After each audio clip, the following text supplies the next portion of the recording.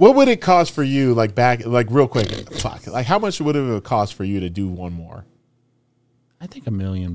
Yeah. I mean, no, you wouldn't. Yeah, you would. $1 million. I mean, 2015.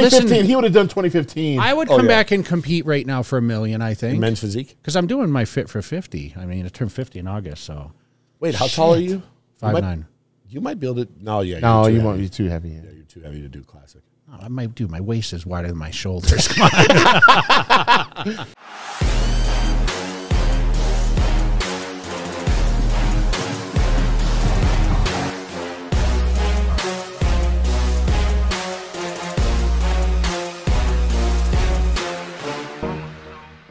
All right, so we live or Yeah, we're all right. live. So I'm episode posting all this 54, 54. This is the most important episode we've done so far because we have Mr. Olympia 7 times. Yay. Phil Heath in the house, the greatest. Yes, sir. The greatest of our last Of your era, years, for sure. Yeah, I appreciate it. Yeah. Oh, it's been. about time you came to Vegas. I know, right? How long has it been? 5 years. No, 4 years. Yeah, 2018. 2018. I didn't know if you came back out at all or not during this last couple of years just to come out here. I mean, I wanted to. I wanted to go see a Raider game, you know, but There's a Raider game Sunday. I know. You going? I don't think so. Why not? Well, I got other stuff going on. I'm going to That's right. Yeah, because I Never got mind, never mind, Doghouse. I got never mind. Doghouse. I'm going to be at Doghouse actually mixing cocktails there for like an hour. Yeah. Okay. And hanging out, and then you going a- to Excess. But on What do you hold on, mean? You're there's something- you're no, bartending? But or- listen, there's something. yeah, I'm going to hang out. I'm going to hang out. There's something important on Sunday, and you don't even know what it is. I know this is. I know what it is. It's his birthday. There you go. Oh, okay. Wow, Yeah, okay. Yep. So Okay. we got that. So, yeah. How old are you now? 40? I'm 42 now. Oh, fuck. I know. You're still in your prime, dude. I mean, I want to start this off the right way. So Go ahead. Okay. Are you coming back to compete next year? Come on. How many times are you going to get this weekend? You know what they're asking for you. That's why everywhere I go, Yeah. and I don't want to hear this master shit, right? I mean, everyone's talking about masters. Yeah. What the hell is going on with that? I don't understand. They think I'm coming back for masters. I fit the masters a little more than you do. Yeah. Because, you know, you still look the part, man. Like, you're still training all the time. I mean, you look great. No, I appreciate it. Someone told me like you got to be like 45. So I was like, wait a minute, that's. It used to be 40. Well, you told me it was 45. I think. It might have been. It used to. I forgot what. I thought it was 40. The last time they No, it was had one, 40. Dexter won. Remember? Yeah, it was 40. Yeah, but they changed it now. So they changed it. Yeah. So yeah, that would be 2 years for me to do that, and then. I mean, what if it was like? What if it was 400 grand? But I had to be 45. I heard the Olympia's 450 this year. Is that true? I hadn't heard that. Damn, they should have told me that. I was, you know, so they should have listen, told me that shit a year ago. Fucking fourth place Phil, is more and than you it's won. so funny. He and I were talking about this the other day, and I was talking about like my prize money, and I'm like, Right. how many times did Phil win 400 grand? And I know you got bonuses some year too. We were trying to figure out like how. So like, damn, I was he trying made to that figure million out. If I was prize trying to much- figure out when yeah. you got the 100K bonus, like how many years? You were able to do that. Trying to think. I won the first one. I believe it was like 250 or something like that, and then it went up to 3, and then I still believe it went to 4 because this was around the time where Kai didn't do the show. And well, they crossed it off on the stage. yeah, and that it was went from Dave, 3 to 4, and right? like, and I think that was David Pecker 2 being like, seconds, "Oh well, fuck you, dude! Like you're not doing the show no more. I'm going to pay Phil more money." I think he did do that. Yeah, because he was pissed. No, he Kai didn't do crossed it. it on the Yeah, he did it. sign. Yeah. I'm raising it 100,000. I'm going to raise it to 100,000 because he raised all this hell. And you were like, I'm like, I'll take it. I'll take that shit. So yeah, from 2015, 16, 17, 400K. Yeah, you're probably Yeah. the most lucrative prize winner in the sport of bodybuilding Yeah, we've seen, right? Probably. Yeah, For because prize Rami would money. have. Because Rami would probably have to win 5. Because I think I've had over. but how much was it in the first ones that you were winning? He said in 250. 250. I thought It was 250. 200 when I was 200 there, when he so- got it. So it But was then like, you had good incentives too. Yeah, but I'll be honest, like my incentive structure was just flat. Like for a lot of them, when I was with Team Muscle Tech, I did have a kicker though. That was like an extra 100K. Yeah, That was good. That was good. Man. Those are the days, man. Like Yeah, I mean, people have no It's free idea, money. dude. People have no freaking clue. When I got in the sport in 05, Jay, Ronnie, Dexter, all these guys were dominating the scene overseas, having a line longer than Train Smoke, being able to sell merchandise like you wouldn't believe. Yeah. And walking around with just wads of cash. That's back when, you know, people would give us a hard time today wearing the satchel purse. Yeah. There's a reason why we had that shit, because all the freaking cash, bro. Yeah, Ronnie still wears his. You know. Yeah, I think he still collects cash, too. Yeah, he does. Bro, he's still selling shit. Earlier this year, we were in Boston for the Boston Pro, and we're all hanging out talking shit. He was set up. up. We were like, hey, what's VHS, up? Yeah. VHS chest. Ronnie Coleman, man, like, you know what? I should have bought one just to say I have a VHS. Remember you said, I'm like, damn, he has DVDs. Like, who the fuck? How would you play it? I have bro, nothing. I still have a storage unit in Denver of DVDs. You and can sell Blu-rays. them. I still sell them. You still sell them? Yeah, I still sell them. Yeah. All right. Even well, if you just sign them and just to put on the collectors. shelves, all right. Yeah. Well, if anybody wants that, bug me for it and just Venmo me the shit, I guess. And yeah, it's great to have you on. I know you're crazy busy. This year you're actually doing what everyone's raving about, is the commentary you've been doing. I mean, you did it on the Boston Pro. You've done it on a couple other segments. And, I mean, we see you on a ton of media. You become very, very active, not only on social media, but, you know, on these different podcasts. I just watched you and Shannon Sharp this morning. Oh, actually. yeah? I watched that. I watched He did it a bunch of short clips of, like, what you guys are doing. And, damn, he's got a lot of potential to get on stage. You should get him in the Phil Heath Classic. I really need to hit him up about that. Because he's in crazy condition. He looks great. He's like in that type of shape year round. He doesn't get all the like time. out of shape. His problem, though, like I told him, I said, your problem is that he's a big bench press guy. Yeah. And I'm like, you can't do that because you'll have a twinge every now and again. And he did. And I was like, yeah, he's like 50 over he's 50, 54 right? years old. Yeah. You cannot, like Jay would get on me years ago. I still remember, like, oh, Jay, I'm lifting the 170s. And he's like, why the fuck are you doing that? I mean, you could just do 140s and hit him for reps. And I'm like, yeah, you're right.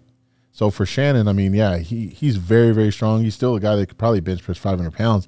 But for what? I mean, that's not. Yeah, I mean, listen, you were so strong. And I remember, you used to come to Vegas and you trained with me early before you won the Mr. Olympia. And I was like, either winning it or losing and coming back. And what I noticed about you is, like, you didn't have to train like a Ronnie Coleman or like myself, in a sense, to stimulate. And talk a little bit about that, because people they rave about your genetics, right? And people have a misconception of what genetics are. What in your eyes, like, are genetics like structure? Is it the ability to build muscle? Is it the ability to stay lean and build muscle? Like, what? No one had that look that you had. Like I always say, I just actually mentioned William Bonnick as my predictions, and I'm going to get into that later, but no one's had that kind of muscle since Phil Heath. I think Bonnick is the closest thing, like things really pop, right? Well, it's the health of the muscle, right? So talk a little bit about like your training theories versus like what you see out there, and does the muscle really know what the weight is the question. Yeah, I that's a good question. I think genetically your limbs, of course, obviously I didn't play in the NBA because my genetics weren't great enough to do that. So it would apply in bodybuilding as far as like, your arm length. I don't have really long arms like a Ronnie Coleman. I don't have like a long torso like some of the other guys. I think genetically, bone structure wise, even though I wasn't the widest guy, the cells, I think I was always bubbly growing up. But I think moving from Seattle to Denver, having that high altitude training as a basketball player and then converting that into bodybuilding, it was the perfect match for me. But then also I'm just going to say it here. Like I was never pushing PEDs like right away. I was competing naturally and beating guys that weren't. And I just, like, when I met you, that picture, like I show people that picture, they're like, man, what kind of cycle were you on? I was like, dude, like, you really want to know what the fuck I was eating? Yeah. Like, and that's the difference. Like I had those genetics, and I do think by playing Division I basketball and running all the time and doing a lot of that work, the stimulation, the stimulation of being a defensive, like I was always in the defense. So like imagine being in a squat, like, like a defensive stance, like nonstop. We do that for a bodybuilding show, being in that same stance, doing, lunges and all of that. So, I think bodybuilding was a perfect sport, but my skin texture is what people don't realize. That's what really set me apart from everybody. And the person who said that was a late Peter McGuff. I was working at Valley Total Fitness, and he called the retail store, and he said, it was right after you sent him those pictures. He said, you have this round muscle, but it's your skin texture that we have not seen in quite some time. It reminds me of like Sean Ray and a couple other guys that have that. Kevin Leveron. He was like, if you keep it that way, like it's going to be hard to beat. And I go, okay, well, I didn't really know what that meant. And that, and then as you start training, you're like, wait a minute. Oh, wow. Like I can do it now. Like, you can see through it. Yeah. And the guys today, they don't have that, probably because of shot injections, probably because of their training. But as far as like the poundages, I never got intimidated by watching someone like yourself or Ronnie thinking that that's what I have to do to be a champion. I looked at you and said, I want to aspire to do that. If I can, great. But my goal is just to be better. Yeah. And it worked, and I will say, like, when I tried to lift extremely heavy, that's when I got hurt. And even Jay, like I was just saying off camera, like there would be times where Jay was like, why are you bragging to me about lifting 180s, 170s and shit where you could be doing 130s, 140s for reps, and with your structure, your genetics, you're going to get something out of it. And it worked, but I never benched more than 500 pounds ever.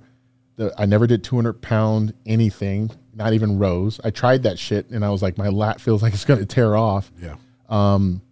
It just didn't apply, but I knew also how to stimulate a bicep curl using 50s better than anyone in the industry.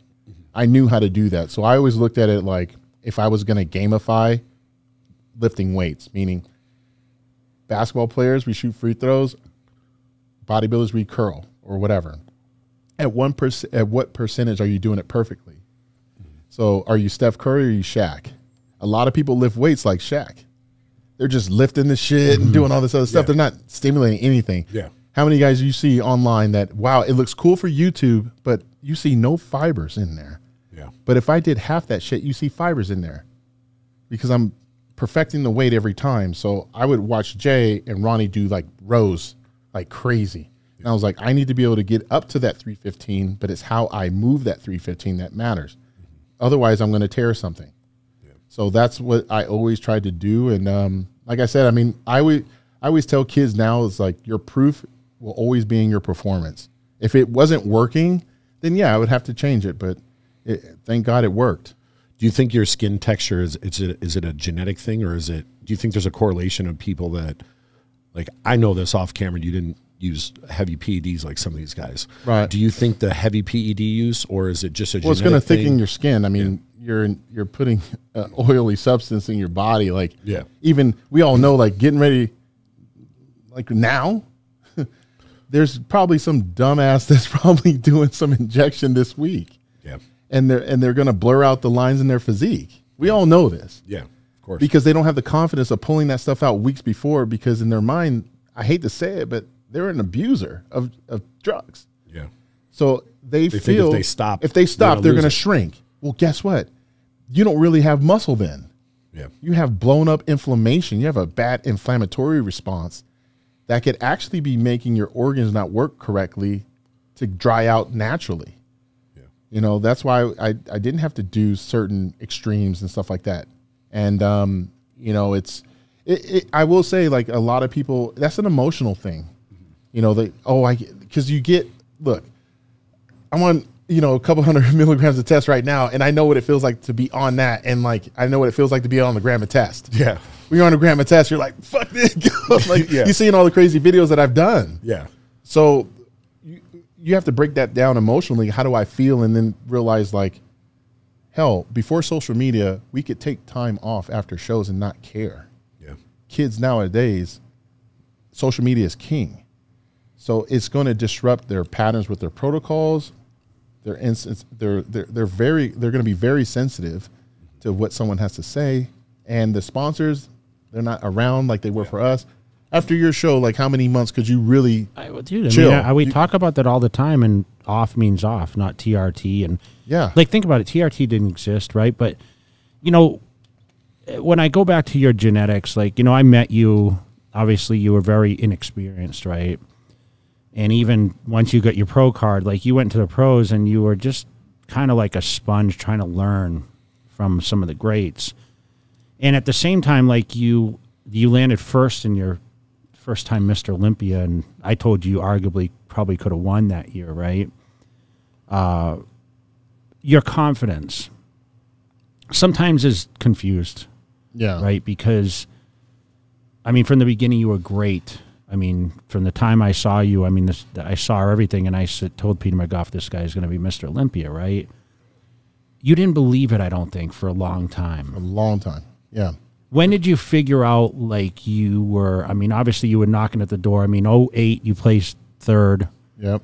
I lost. Dexter Jackson won the title. You know, I just posted up this magazine cover that you commented on and said, you know, the disrespect. That was crazy. I still remember that shit, bro. Because we were going back. I mean, we spent a lot of time. Like we were training together, and obviously, I consider us a team, right? Yeah. Because I told AD about that shit. Thing. I got on his ass about that. I was like, that and shouldn't happen. So you come back in, you know, in 2009, you have it. Yep. You know, you're ill, so that really doesn't count. And then you come back in 10, arguably could have won, beat me that year. Instead, you had to wait a year, and then 11, you show up. I still say you're best of all time with the balance. Yeah. I mean, I know 13 was a one call-out show. 13 was crazy. It was just different feeling. But we talked about, like, behind the scenes about, Phil, you need to be, like, the man, right? That was and you were very 2010. respectful to me because I guess you saw me as kind of like a guy that, you know, you kind of came up and I tried to take you under the wing as much as I could, but you blew past what I believe my potential was, right?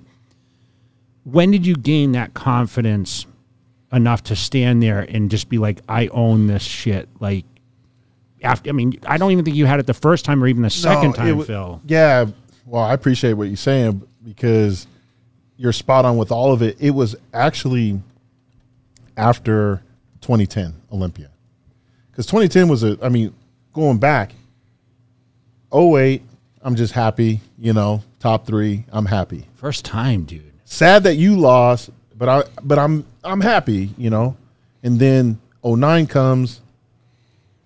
I'm like, we guest post together. Yeah, I was scared. We guest post. No, I was scared. Tell them about like when we guest post at Dexter's show. I called everyone. I told Brian Glenn and all these guys. I'm like, fuck, man, Phil, he's gonna win this shit. 9 weeks out, we all guest post for Dexter Jackson at his show. What year was this? 2009. So we guest post. Me, Jay, Troy Alves, Dexter, Ronnie. Yeah. And I came with some heat, bro. And what's fucked up is that right after that, I had a twinge in my pec, couldn't train chest for 8 weeks. Connie's like, dude, what the fuck did you do? I was like, I was doing 4 plates on fucking Smith, and Dylan Armbrust caught it on the 3rd rep. It felt like you tearing that piece of paper, and I was like, oh my God. But I still pulled it together, and then that week, you know, the weight dropped and got sick, and it is what it is, you know. But yeah, I knew that was like the first time Jay looked at me. He was like, "What the fuck, bro?" Yeah, because we were 8 weeks out, and you know, you start to dial down, right? I mean, you're on. I was ahead. Yeah, that was different. But to answer, so your question, trying to say your best look ever was just because Phil got hurt?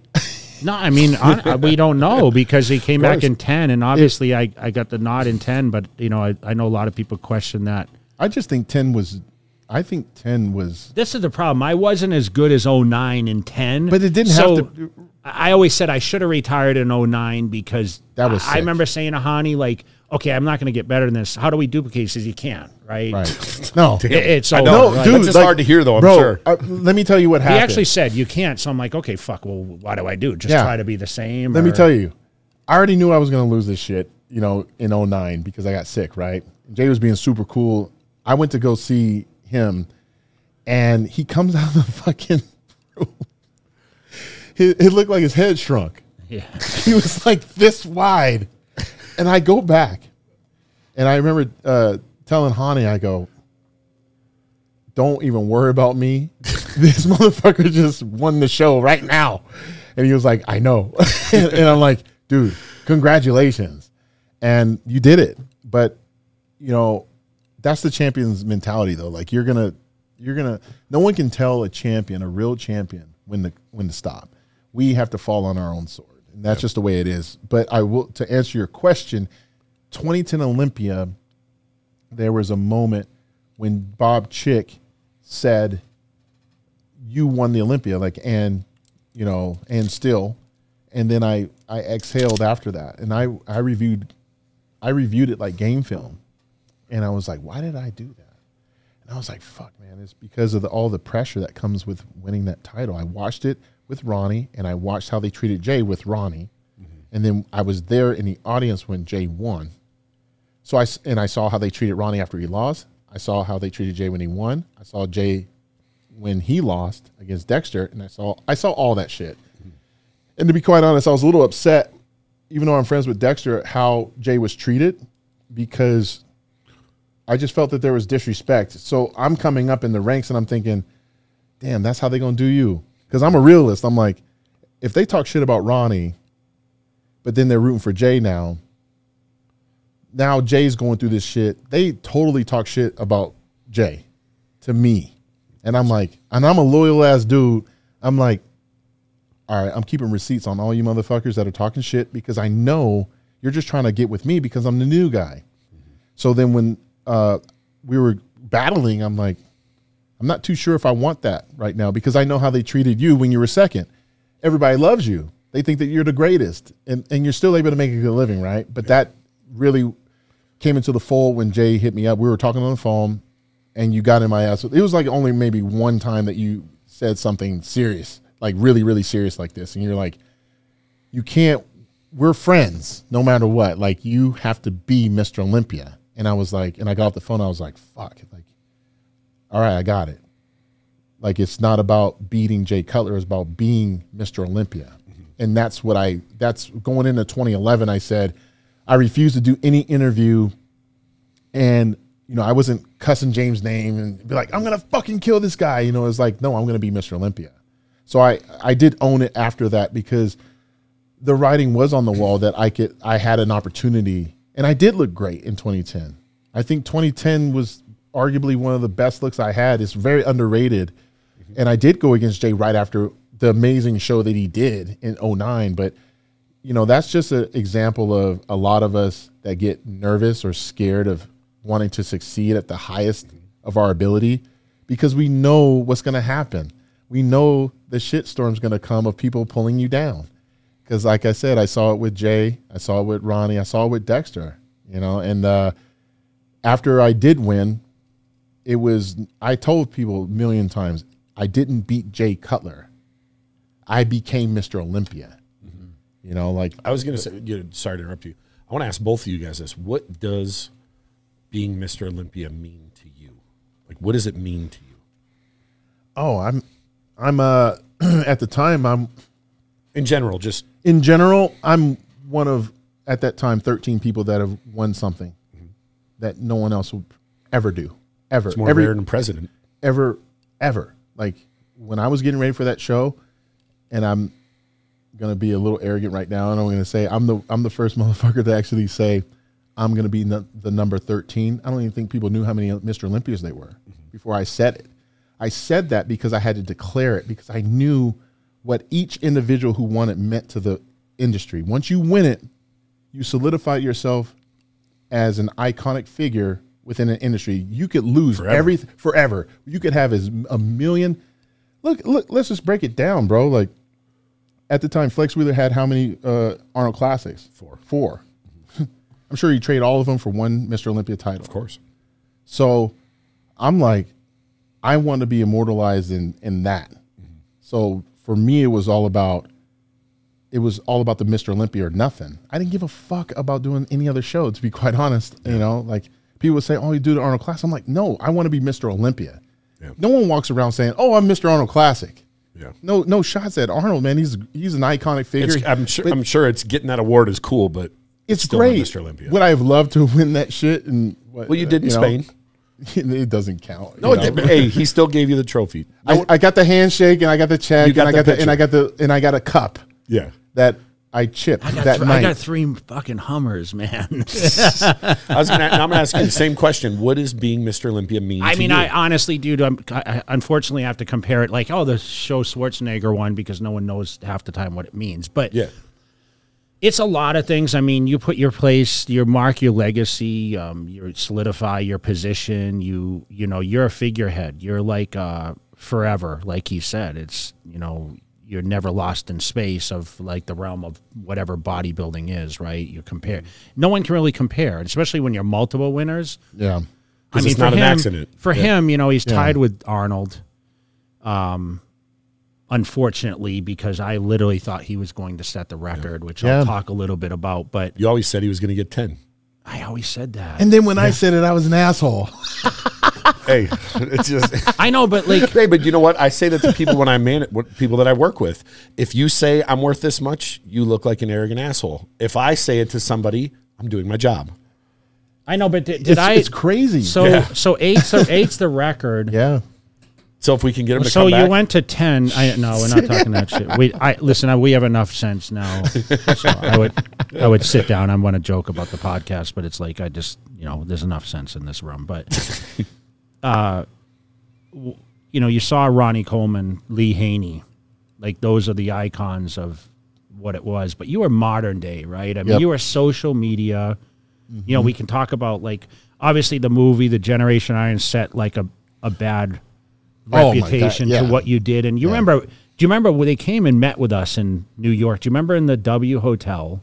You and I were there and they came and I said, I'm sitting out, guys. No, I don't want to be involved. Yeah. And and you had the meeting with them at the time and you became like that figurehead of it. At the W. That was at Lexington. Yeah, Lexington, yes. That was at Lexington Ave. Yes, we were there. Dude. And then they said, we're going to do this film. And unfortunately, you took the lead role in this thing, which, you know, it put this thing, this fake persona, right? Yep. Which, you know, they tell you to be confident, but sometimes confidence gets misconstrued by arrogance, right? Right. And I always was running around saying, no, that's not Phil Heath. No, that, you know, I spent more time telling people that's not Phil Heath than I, like, that's all promoting the movie, that Phil Heath's a real dick, you know? I dealt with it back then too. I remember. And we would all be together, and you know, I remember being with Hani, visiting him. We're at House of Hoops, and some lady goes, "I don't like you." I'm like, "Excuse me."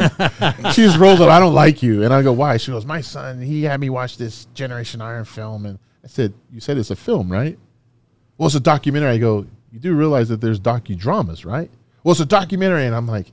Then I'm thinking, I'm over here in the mall trying to shop. I'm not going to argue with this lady. Like, I know who the fuck I am. But, you know, the problem was with that film was that it was never addressed to me what the character would be.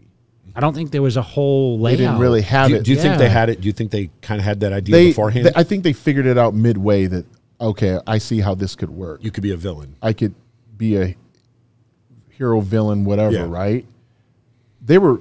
for sure hoping that Kai would have won because theoretically it would have made the story be better for them. They're all New Yorkers. And meanwhile, people didn't know Kai was very well paid then too. At the end of the day, I was second to him. So if I'm second to Jay and I'm sponsored by a magazine and a supplement company, I'm not broke. Yeah. He was sponsored by Muscle Meds back then and MD. Flex. And I think he was in between, right? He ain't broke. Yeah. I think he owned the apartment, actually. He probably owned it and shit. I'm like, guys, like, I get it, but that taught me a huge lesson, and that taught me that, you know, not everybody's going to use common sense. Not everybody's going to do that because they're so emotionally engaged into a story. So that means that Vlad and those guys did do a good job. It was their story. It was their narrative, not mine. If I want to do my own, then I do my own. But it did cause a lot of havoc on me because I did have to deal with that onslaught. And, you know, I don't think even the Federation, I don't think the power heads that are involved knew how to handle that for me. Like, no one could say, like, hey, Phil, like, just chin up, dude. It's like, fuck, like, I couldn't imagine, you know, like, having everybody, like, think of something that is false. And I remember getting into it with Vlad about it. I was like, hey, like, I gave you guys so much additional. I was telling jokes. I was doing like all kind of funny, cool stuff. Like if they re-release it, there's so many things that, because I was making fun of like everybody, but I said, this is how these guys pose. So remember like in Pump and Iron, how Arnold would talk about doing a side chest and he would get on Frank. It was like side chest, not front chest. I did the same thing. I would say, if you notice like a Kai Green will like do a twist here, it's because he doesn't have forearms here and that, and the other. And this is how they're going to judge it. Those things, it just bothered me. But then I realized a valuable lesson. You can't focus on that just fucking win. And how you leverage this moment is going to dictate if you continue to still win. And I leveraged the hell out of it and then came out in 2013 and beat everybody's ass. And that's why I was very happy about becoming this dream killer, because I thought social media has now fucked me over, but I'm going to leverage this and be like the Dark Knight. You Batman, were so you know? responsive to the fans, though, like supporting, meaning Yeah. you would write back to people, and like there was no one that was more active on the social channels than you at the time, right? Yeah, I For was doing top- Twitter. I was doing. I didn't do Facebook as much, but I definitely did Twitter. Twitter a was ton. like the I was on it that thing. shit nonstop. You know what's like, crazy? I look at Twitter back from like 2015 because I've only used it like 3 times since then, and almost all of our No, conversation. he's I'm still still on on it all Twitter. the time. Yeah, It's I'm on funny there all the because time, bro. it's you and I traveling, Oh, and yeah. him talking shit to us. One of the last ones, like, "Welcome to Denver, boys," and it's a big snowstorm. Right. I That's one loved of my last but I posts. loved Twitter. I still love Twitter because I've engaged with more fans there and also celebrities there. Yeah, they seem to be more active. They're more active on there for some reason. And Maybe the algorithm isn't. you tell your personality on there, like you put your thoughts and your processes and your opinions, right? Right. Which people respect a lot. I mean, I think they do more now. I know, but I Yeah. feel they always did, because it's Yeah. not like you weren't educated and you had a lot of Yeah, that's true. experience, like, Yeah. right? I feel like you came in as like the golden guy. Like you could play the piano, you were an athlete, you were fucking unbelievable bodybuilder, right? Thank you. And the whole persona, you know, you could go and you could speak to a crowd, and now Right. like that's now coming out, which I'm super happy about, right? I mean, Yeah, you're in this business now as someone that, as a leader, right? And your opinions really matter to people. Yeah. And that's the one thing, like you'll sit down and break down this show and you'll talk about positive things with people without, you know, say, hey, he can improve here or there, or this is why. And we can get an understanding that people that are inexperienced watching the event can really understand why this person wins over. Because for how many years did you sit and watch a contest and hear people say, well, I don't understand why number 4 didn't beat number 2. And Right. because the commentary never told the story, right? they're So not talk doing a enough. little bit about like your perception of what you see and how you can break it down, because it's very easy for you to sit and watch these things and talk about yourself and just say, well, when I dominated or when I did this, but it seems like you never do that. You don't do it when you remove ego out of the situation and you just watch it. If you're a true fan of anything, you're going to just comment on what you saw. Are you a fan of bodybuilding still? I'm still a fan. I'm not a of people, not of an individual. okay, I'm not going to sit here and be like, man, I'm a huge fan of this guy or this girl or this competitor. I'm a fan of the sport because it's something that, I mean, I'm here because of it. I will say, how many years now bodybuilding? Like, would you say, like, from the starting point, from 17 years. the time you stopped playing basketball to 17 years. wow, Almost 18 I'm like years. 30 years in it. That's crazy. So I mean, it's now embedded in my DNA like basketball has been, right? So I love it. As far as being like an uber fan, I'm a fan of what it can continuously be. My job now is of leadership, like you said, especially for these youth that all they have is social media. They probably don't even own a Flex magazine. So they're not going to have a certain perspective that we have. And now it's our job to educate them on these things without being like an old head about it. But I feel like everybody is respectful of what I've given them as far as my experience is concerned. But talking about myself this weekend is not going to do anything for my own brand. It would be taken away from everything. It's all about what I see. And we were just talking about this earlier before you came, Jay, is that I don't like even seeing progress pictures of the guys because I just want to watch it live and then talk about it. Because if I see, like you definitely have seen people fly in here this week and they want to pose for you and stuff like that. If you're commenting, it's going to make it, you're going to be biased. You just are. Like, I know who I am. I'm going to be like, well, he doesn't look as good as he did like 3 days ago. They fucked up. Like, And you might think of that while you're looking at him. right. Yeah. And I'm going to, in my mind, I'm like, I want to be truthful to the fans. No preconceived notion. Right. So I've been very disciplined by not asking trainers, not asking athletes for I mean, picks. you worked with Hani. Right. He's got 2 beasts coming in. Three. Three. Yeah, I haven't seen shit. I haven't talked to Honey about them. Nothing. Because even now, like, I'm not going to talk to him because I would just want you to just go do you. Display it, right? Just do it because You'll see them when they walk out. I'll see them when they walk out. My expectations of all of these guys, I expect them to do their job. So I expect more people to be in shape than they have in the past. As far as like size and this and that, I don't really care about that. I care about everybody being in shape because that's what I did. So how did I become in shape? Well, because I saw Ronnie do it. I saw Jay do it. You know, I saw Rich Gaspari do it. I saw a lot of other guys do it. I'm like, that it's hard work. Yeah. So don't be going around like posting on your videos all fucking year and then on the treadmill and rinsing out your freaking t-shirt, showing us the sweat and stuff. And then you come out here looking like balls. Like, don't do that. But as far as like being there and being present, I'm going to be extremely present and I'm going to be there to edify these athletes because also I recognize that these athletes need to be edified. They deserve to be edified, but they deserve to be critiqued by a 7-time champion. And if I do tell this person where they can improve on, they're going to receive that a lot better than if I said, yeah, he blew it. Yeah. Or, yeah, his legs just don't add up to his upper body. Or, you know, back when I was hitting that back double bicep, you know what he should have done?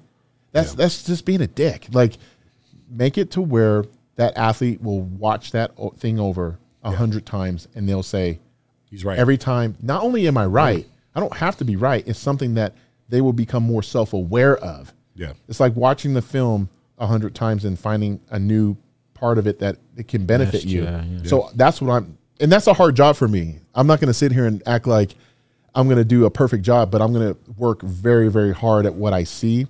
And I told the athletes, you know, all last week, you know, when I was doing these interviews, do yourself a favor. Just come in shape. Just come in ready. If you call yourself a professional and you don't come in shape, then what the hell were you doing?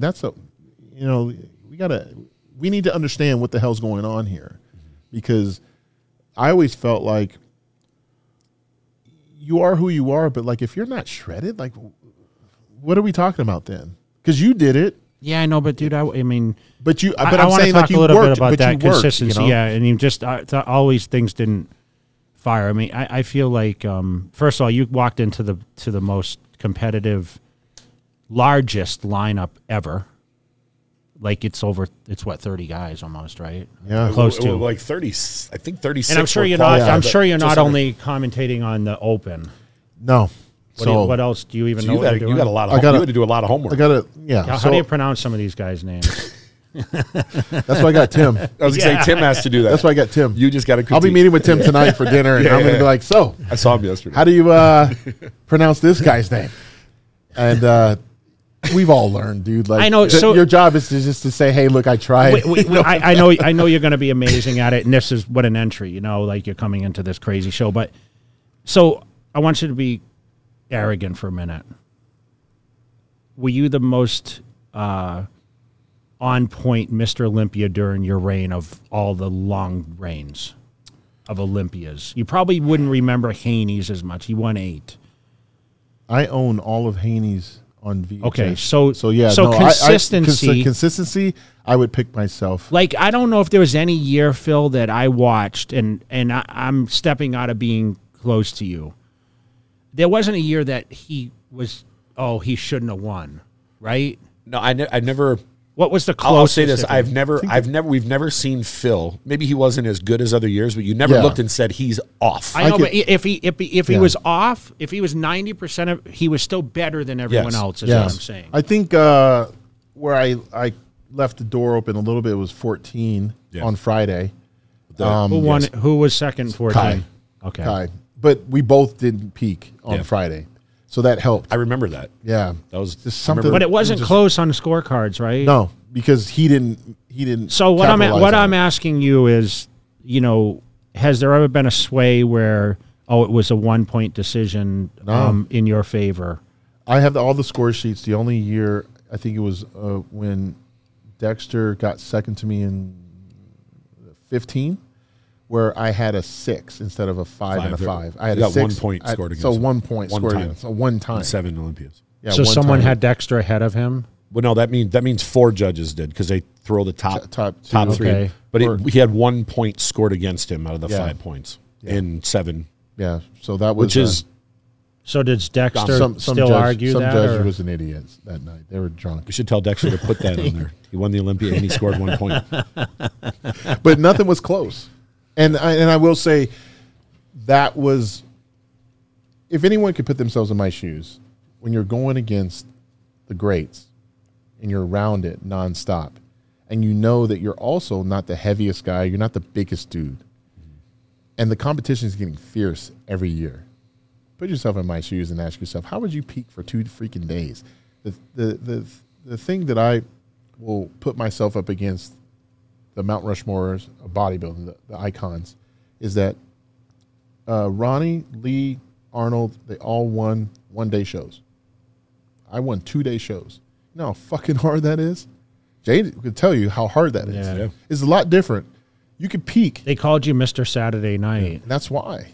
I don't know if I agree with that I didn't agree term, with it, but I think yeah. I think that we had to use a moniker of something, right? You know, Mr. Saturday Night, you know, like what the fuck is that? But I think it was, you know, they had to say something. And the way I took that, because that was from Peter. He said, "That's the night that you just slammed the freaking door on everybody." Yeah. He's like, "Because I already think you won." Because he would text me like, "Larry Pep, same thing. You won this thing." But he's like, but you got to slam the freaking door. So I'm like, okay, come Saturday, we're going to slam the freaking door. And that's what we did. I will say, I told Dan this, and he agreed. I said, I think I'm the most competitive Mr. Olympia. I think I'm one of them. I think I'm top 2, top 3 most competitive dudes. I'd say you're competitive. I say Ronnie. I say in Arnold. I say us 4 though. People say Dorian. I think Dorian was very competitive, but when I'm talking about competitive, I'm saying like, right, I'm saying competitive, making other people feel intimidated, other people wanting more. When I would do a show, Dexter Jackson, Brandon Curry, Kai Green all said the same thing. When I know that he's doing a show, I train harder. Yeah. So that let me have, you know, oh, well, hell yeah. You know, but it's the 2-day show thing, I still in my mind, I think that's what separates me amongst like a lot of other champions, because it's definitely something different. And the fact that 1 year the judges looked to the fans to become a judge at the table. Yep. No one even talks about that shit. What was anymore. that? It was like 17, I think. 16 or one of 17. the years. It was in Flex Magazine. It was said, like the one of People's they Choice did or the some People's shit? Choice. No, it was like, I think That's 1 how it point started. cause, like, you know, for example, let's say the guy in last place gets, it would have got thrown out, but they still gave it.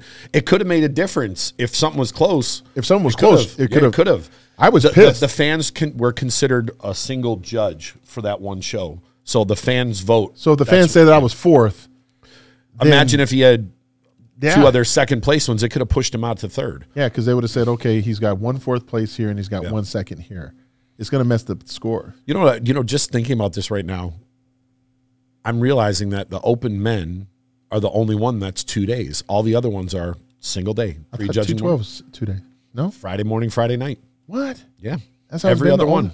That's how it's been every year? I don't know if they it's every changed year. it. Oh, they used to changed be. You used to dance with the 212 guys. Flex was back. Remember, he used to win the title, but Yeah. that was before Classic came about. Now Classic's Yeah. kind of Yeah, so 212 taking the big prejudging is stage. in the morning on Friday, and Friday night's the finals for for 212. I don't think people realize like how hard that is. It's a big difference. Doing a 2-day show, I tell guys now, I'm like, I'll tell the fans right now, the problem with expecting people to peak is because of their weight. When you weigh over 250 pounds on stage and you're trying to peak for 2 consecutive days, that's very hard. What was your biggest weight, Phil? 248. And what was your first Olympia? 2011. Do you remember the weight? 232. Okay, so not a huge swing in your career. No. What do you feel is your best? It's tough. I mean, I know you won in certain fashion, but like I always said 2011 was 2011 was flawless. I do look That was back the at those best. pictures. I still think 2010 Olympia. 2010 was just as good. If I take Jay out of it, just my look. You would have won. 2010, I could use that shit today. And ain't no one beating that. 2010 Olympia, Like the 20, that was crazy. the But 20, like But I just got a little tighter for 2011. It was just a little tighter than 2010. The 2013 was that crazy round. It looked like Photoshop. Like well, Phil, you might have been. I mean, I think there was one position where Dorian, but you were one call prejudge. How do you feel about that? That was 13. Yeah. 13. Were you shocked like that? Now, for people that are listening or don't understand, like we always get a show is a show, right? This is still entertainment, whether we want to believe it or not. So the call outs happen, prejudge, and guys get compared, individuals, whatever. Always they call back the top 2 or 3 for one last comparison for the audience. Yep. They didn't call you back. Well, they did, and then they said Phil back in line. That's what made it crazier. I was sitting by your family then, and because they didn't understand what was happening. They're like, why isn't Phil out there? I'm like, this is a good thing. Yeah, really? Like, yeah. Because we were sitting off to the side. Oh, yeah. I was like, this is a good thing, because they were thinking like, man, did he do something wrong? I'm trying to put my head. So I'm all right. So what were you? I want to capture that moment, Phil. So try to think about this because you just stood on the side for like the whole. Because I mean, Ronnie Coleman. No one ever did that. I mean, he was the last person that did it. I think Yates did it, dude. The last person that did it, J.M. Mangan told me this. Okay. That night, he says, last person that did that was Haney, and I think he said 88. And I was like, okay, all right. And it still didn't resonate, right? But I think Arnold did it because he was the only one in the show one year. You know what I'm thinking right now? What would have happened if you would have stood off there for 45 minutes and they called him back out? And what if you would have like just standing there would have faded a little bit? Yeah, that'd be fucked up. So kind of what went through your mind? So one call out. All right, show. so I know. And who was second that year? Kai Green. Kai Green. Yeah. So I learned a lot from this man backstage. Jay wouldn't pump up a whole lot. No. Some years maybe a little bit more, but you would rarely pump up a whole lot. I would just move around. He's like, I'm just going to move around. I'm like, why is he doing this shit? I'm like, well, because if you're ready, you're ready, right? And then you'd probably think like, I took it a step further thinking, well, if they keep us out there long enough, you don't want to lose your pump, right? You want to kind of grow into this. Yeah. So that year, everything was just, I mean, it was popping, right? So I'm like, all right, let's go out here and do this. And Jay would also say, how are the cheers?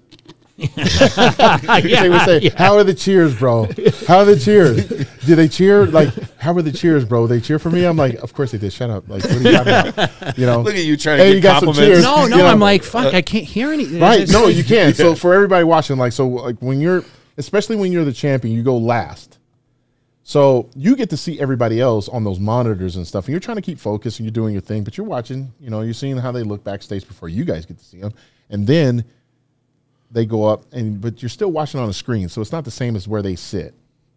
But then you are trying to hear, like, okay, are they chanting? But you're 100 feet backstage hearing what's going on. So you want to know, just like how you would love to be able to see what you look like, you want to know what you can hear to give you, like, an idea of, you know, where you stand. So Jay would always be like, how are the cheers? You know, the cheers, bro. Like, you know, I'm like, okay. So in 2013, cheers were loud as fuck. Yeah. People were going nuts. Like you could hear it. Like, what the fuck? You know, like, and like people were going crazy. And I remember just wanting to make a statement. I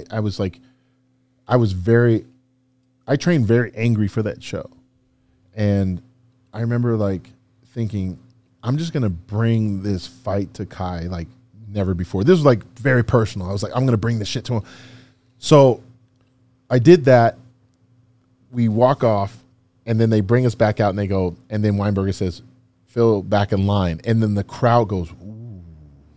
Because the crowd didn't know what to, because the crowd was like, we're all learning at the same time. They're like, ooh. They would have never really seen that, the vast, unless you've been around since the 80s. Right. So they're like, ooh, like, what does that mean? Like, so I'm like standing there. Maybe they were scared that you guys were just going to fucking crazy. But that was 14. That was 14. 14. So I'm standing there, and I'm like, did I just? And I'm like, you did. You just beat these motherfuckers' ass. Like, you just whooped their ass. I know, but how did you feel? I mean, well, What was good? Yeah, while you were standing there, what's going through Were you your head? confused or were you? I was confused for like maybe like half confident. I was confused for like Did you maybe look a for minute. Hani in the audience or? I'd never. I'll be honest. I could never. Shut up, Jay. Jay's fucking around now. Like, were you looking for Hani to like give you approval? Like, hey, we did it. Like, we did it. Like, I already did it the night before. Like, that's how I looked at it. Instigator. I know he's instigating. Hani's gonna be like, I should have been there today. Like, blame. He's gonna be blaming C-Bum and these guys. Like, I should have been. You know, That's what we'll call this. But Blame C-Bum. right. But no, I initially was just trying to be present and saying, all right, what just happened? Okay, you got called back. Then I was like, are they going to call you? No, they told you back in line. That means it's done. And if I hadn't done that Ironman, I wouldn't have known what that felt like because it almost happened there. Because I was standing on the side for a while at the Ironman. Was that 08? Or? 08. Yeah. So I'm just looking around, and I thought, if they do a full comparison, and then I'm thinking, they'll bring me back out. Maybe they're just trying to see something with like second and third or something like that. But Phil, that means that you're first. Like if they're doing that, you're not being compared. So then I'm like, okay, what do you do then they said prejudgment's over. I'm like, all right, my mind is don't fuck this up because you basically won this whole thing. Yeah, you smoked. But can you get a little bit better, a little tighter? Like what can you do now? Because it's like, I don't know how you felt about this, Jay, but I always looked at these shows like playing Mario Brothers and you get the freaking star. At some point in time, that motherfucker, it goes away. It runs out. Yeah. So you're thinking like, I look so good. Like how long can I keep this? Yeah. So then, that was my biggest concern. But yeah, we closed the door Saturday night. I mean, it was great. And that's a show that I don't think gets talked about enough because it was just, bam, there's nothing to be said. I like 16 because that was the year that I showed like the graininess, especially like in the glutes and hamstrings when I would turn around and be like, yeah, check this shit out. Like those were those crazy shots. And then 17 was dope because it was like a lot. I weighed a lot, but that was around the time I was having distension because of my, my abs and having the hernia come out. But I still like that, like from the back and the side shots, it was still sick, like the most muscular, because I could see like the density at that point. But nothing beats 2011. 2012 is actually really good. It's just the fact that I don't think people look at 2012 enough. And I don't think because of the internet being the way it is, like those photographers gave their content. Here's a question. Do you feel like a lot of photographers have still withheld content because they still have, like, they're still hoarding millions of photographs of us, and I don't think they figured out to, like, is it online? Is it an NFT? Like, what do we do with this? Because every so often you'll hashtag your own name, and you'll see you'll be like, wait a minute, like, where is this from? I look freaking ridiculous here. So I don't think 2012 gets enough credit.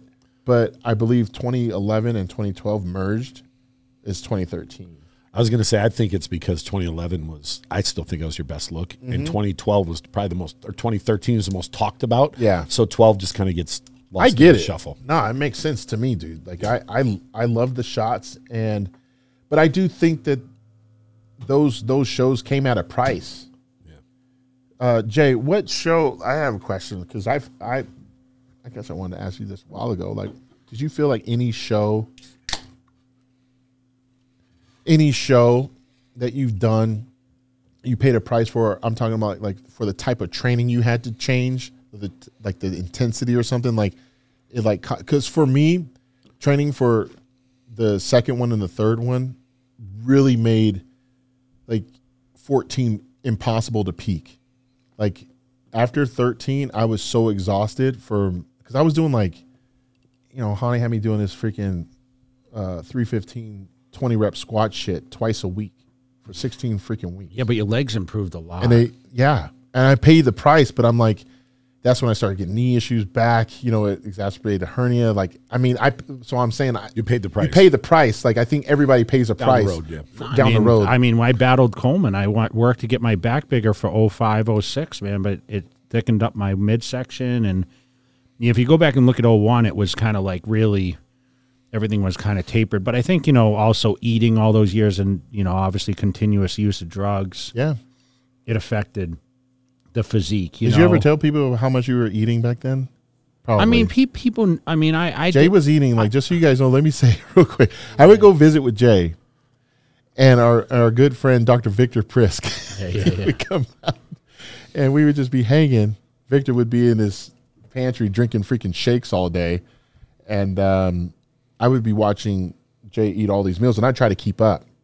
I couldn't keep up. It was like you were 7 so young meals. then, It was like 7. But then later on in my career, when I had to eat this much, we're talking about like 2 cups of rice. I mean, it's basically what I see everybody doing now. I'm like, holy crap. Like I'm literally eating like 80, 90 grams of carbs plus a pound of fish. A pound of fish. It's funny when we had Brian crazy. Shaw in here, his food was not much less than Brian's. It's crazy.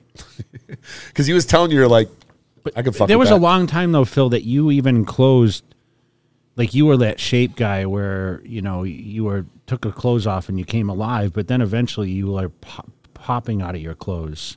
Like you could tell, like, okay, it was a certain amount of density that you gathered where I knew, like, okay, this guy's here to stay. And that's why I always thought, like, you were going to obviously set the record. That got cut short.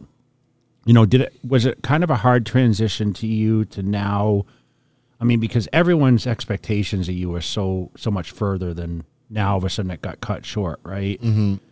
And you had to make the decision. Okay, I'm either going to come back, but you had an injury. Right. I've dealt with that with the bicep, and it's a really dark place, right?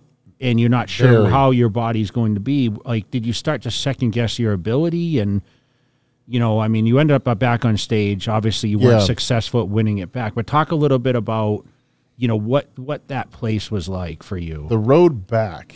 So, like, 2017, had the hernia while I was getting ready for the show. It was really bad. Had to go get surgery right after the show.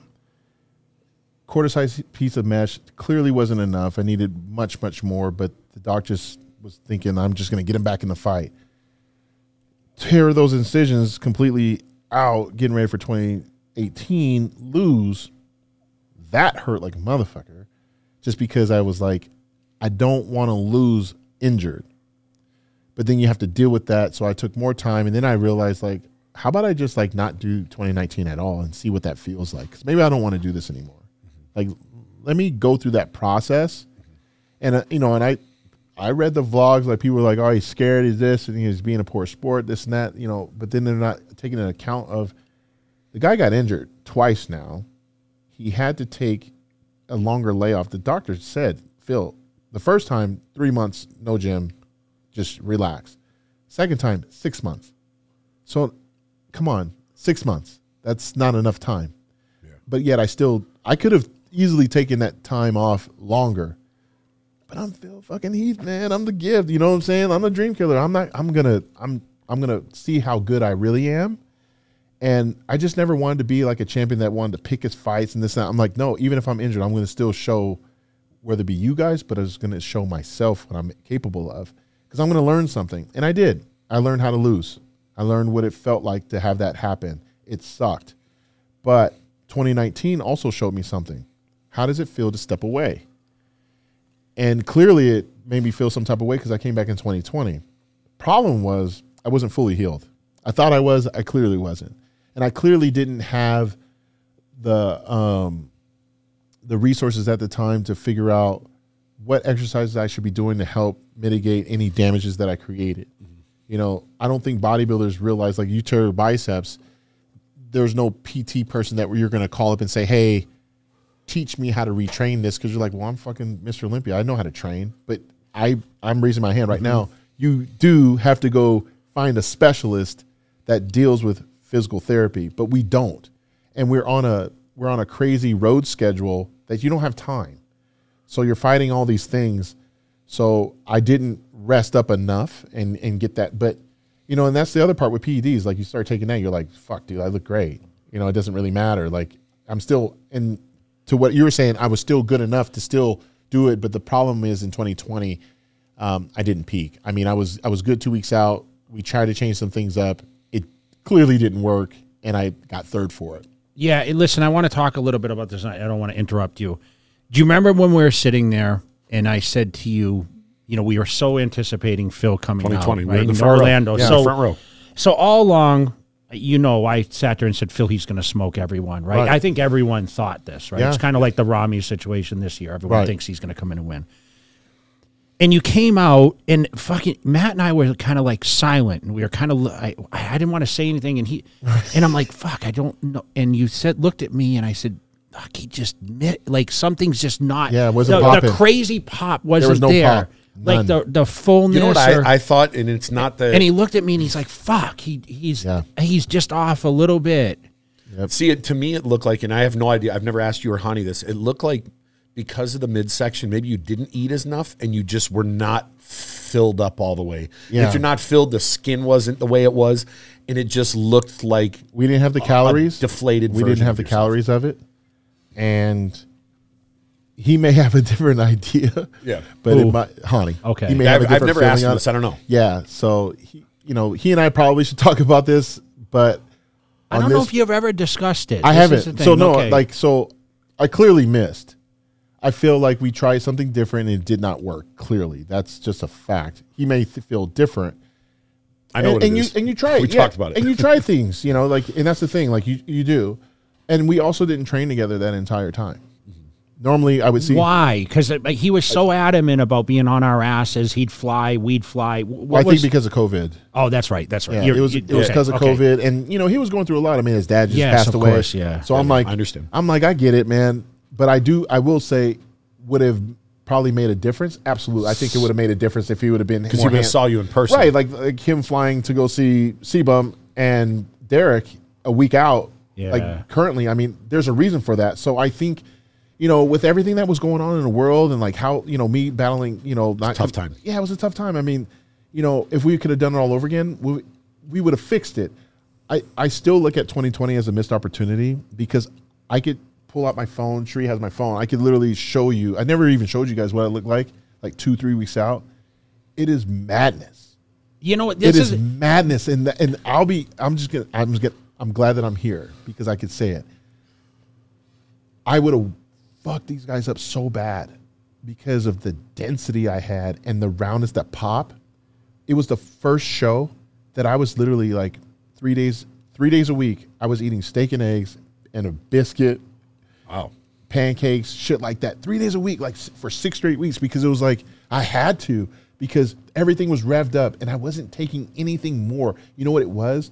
By having, so for anyone that didn't realize, I had, double hernia twice, but the second time I have diastasis recti, right? So that's where you start seeing the separation.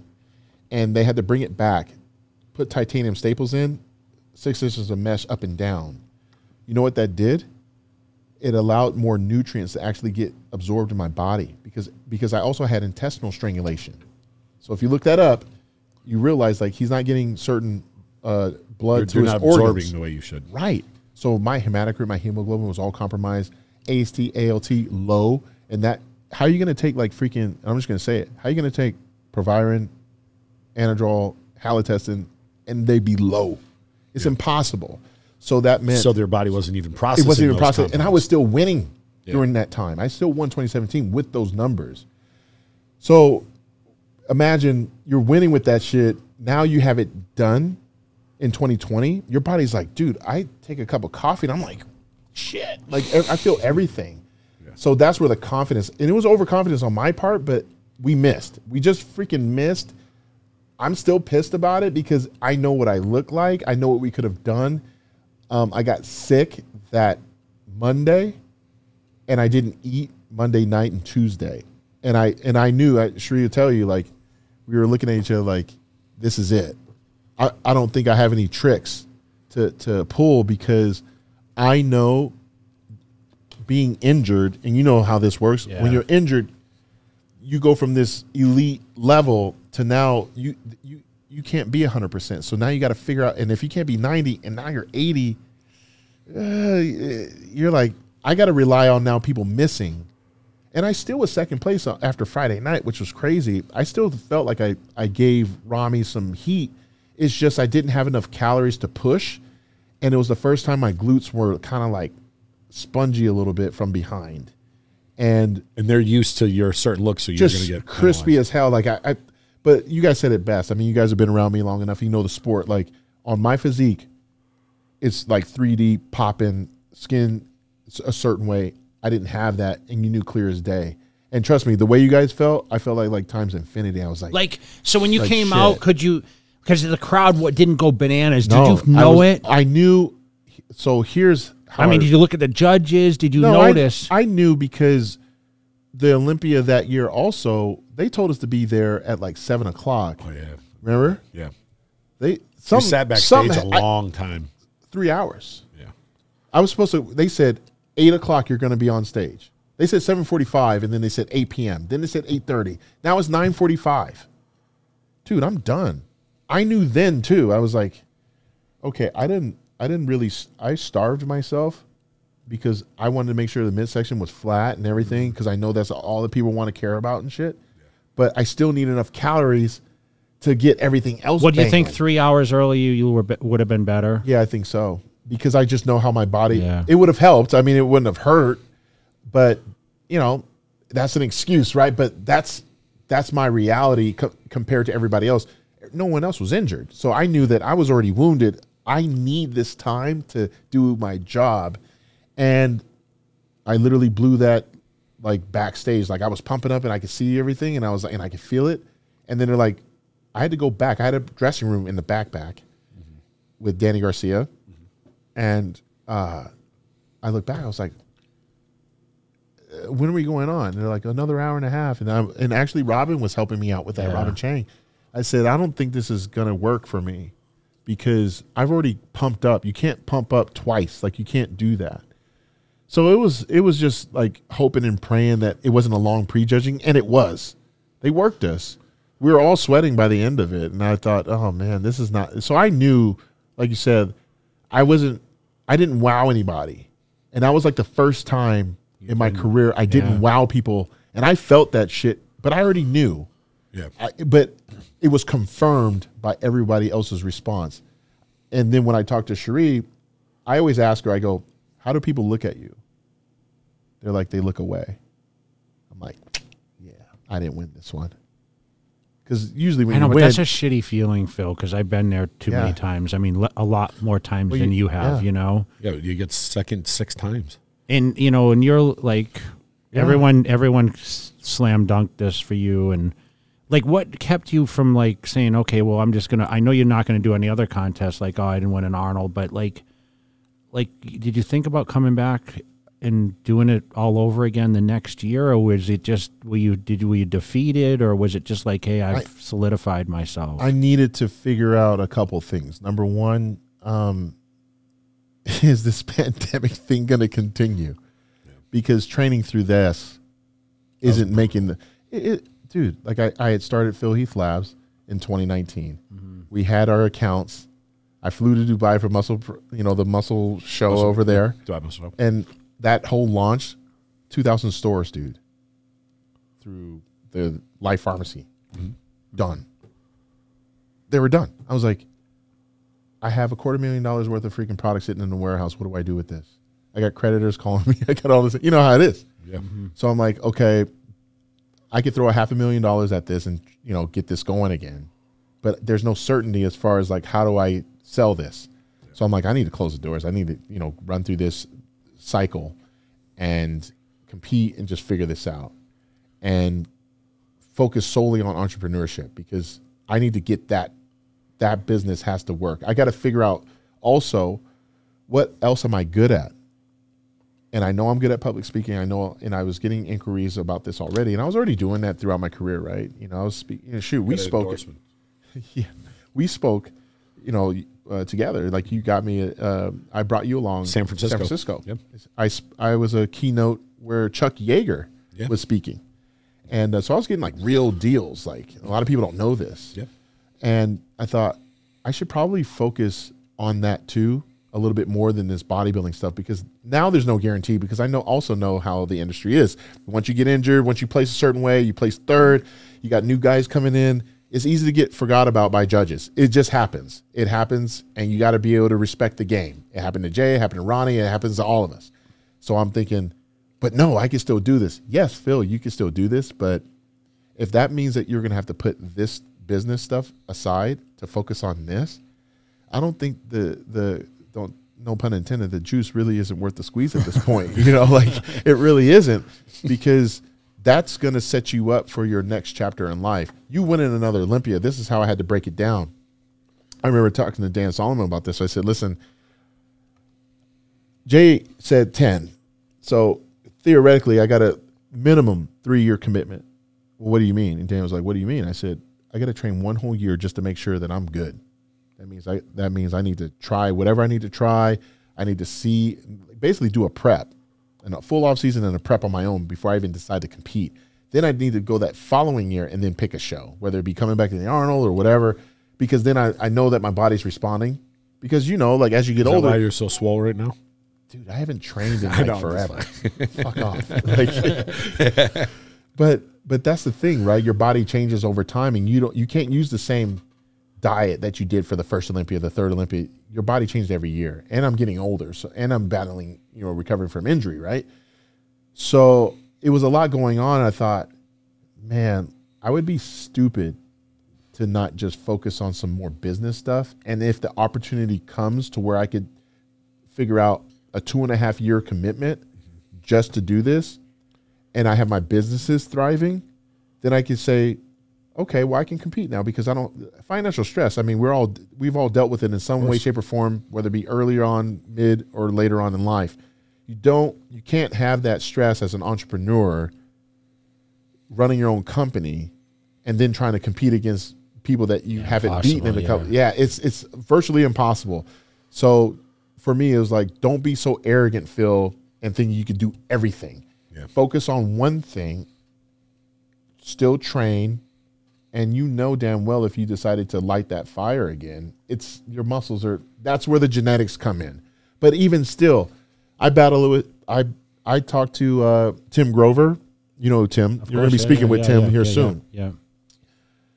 I talked to Tim about this, and I go, did Kobe or did MJ, do they have nightmares? He goes, all the time. Sure. Because I have nightmares. I have nightmares all the time about 2020 and 2018. I have nightmares about it. And, it is a dark place. It is a very dark place that I've recently come out of. Thank God.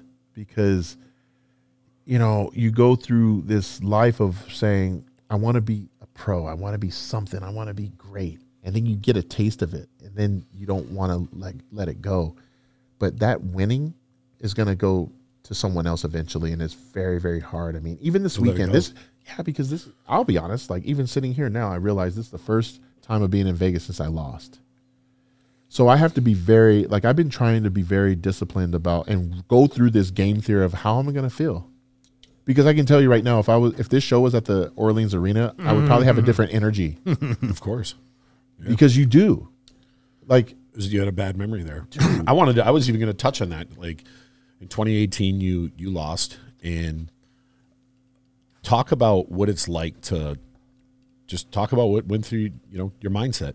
Like what because I can only imagine what it's like. Both of you guys can talk about what it's like to win the ultimate and then to lose it, where you have people cheering for you or cheering against you.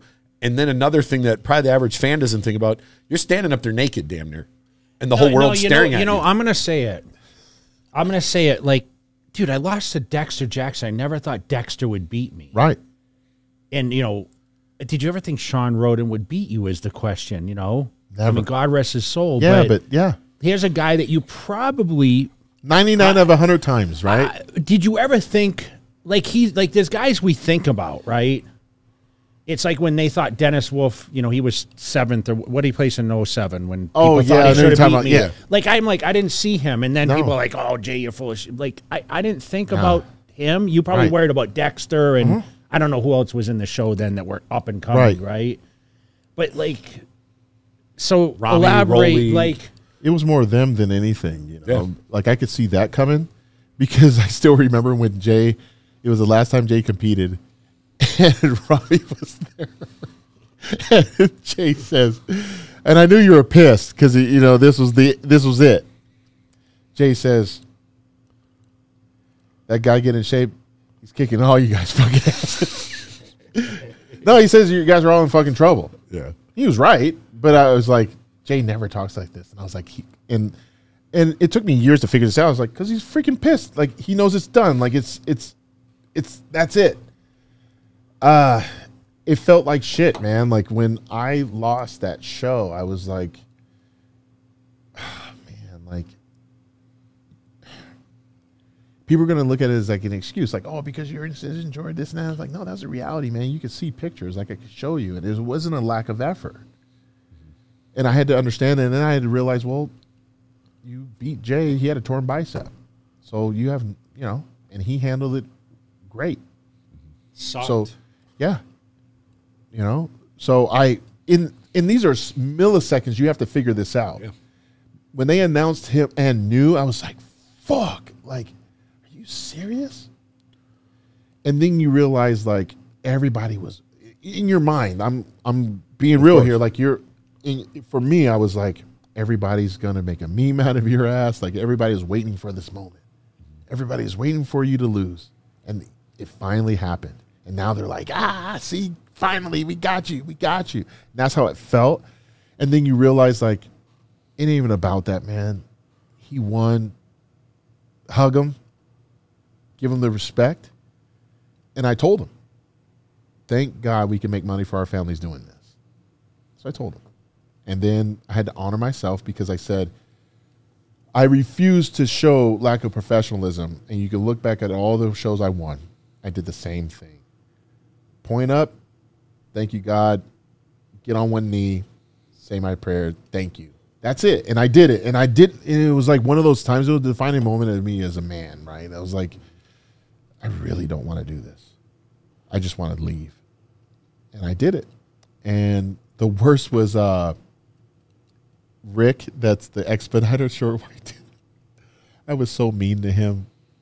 I grabbed my stuff and he was like, tough luck, Jim. I was like, I'm fucking out of here. Like I just like said that. I was like, and I literally told him, I said, I'm never coming back. I said, this is bullshit. Because in my heart, I felt like I won that show because the confirmation round was solidified with only 3 poses that I knew I couldn't win.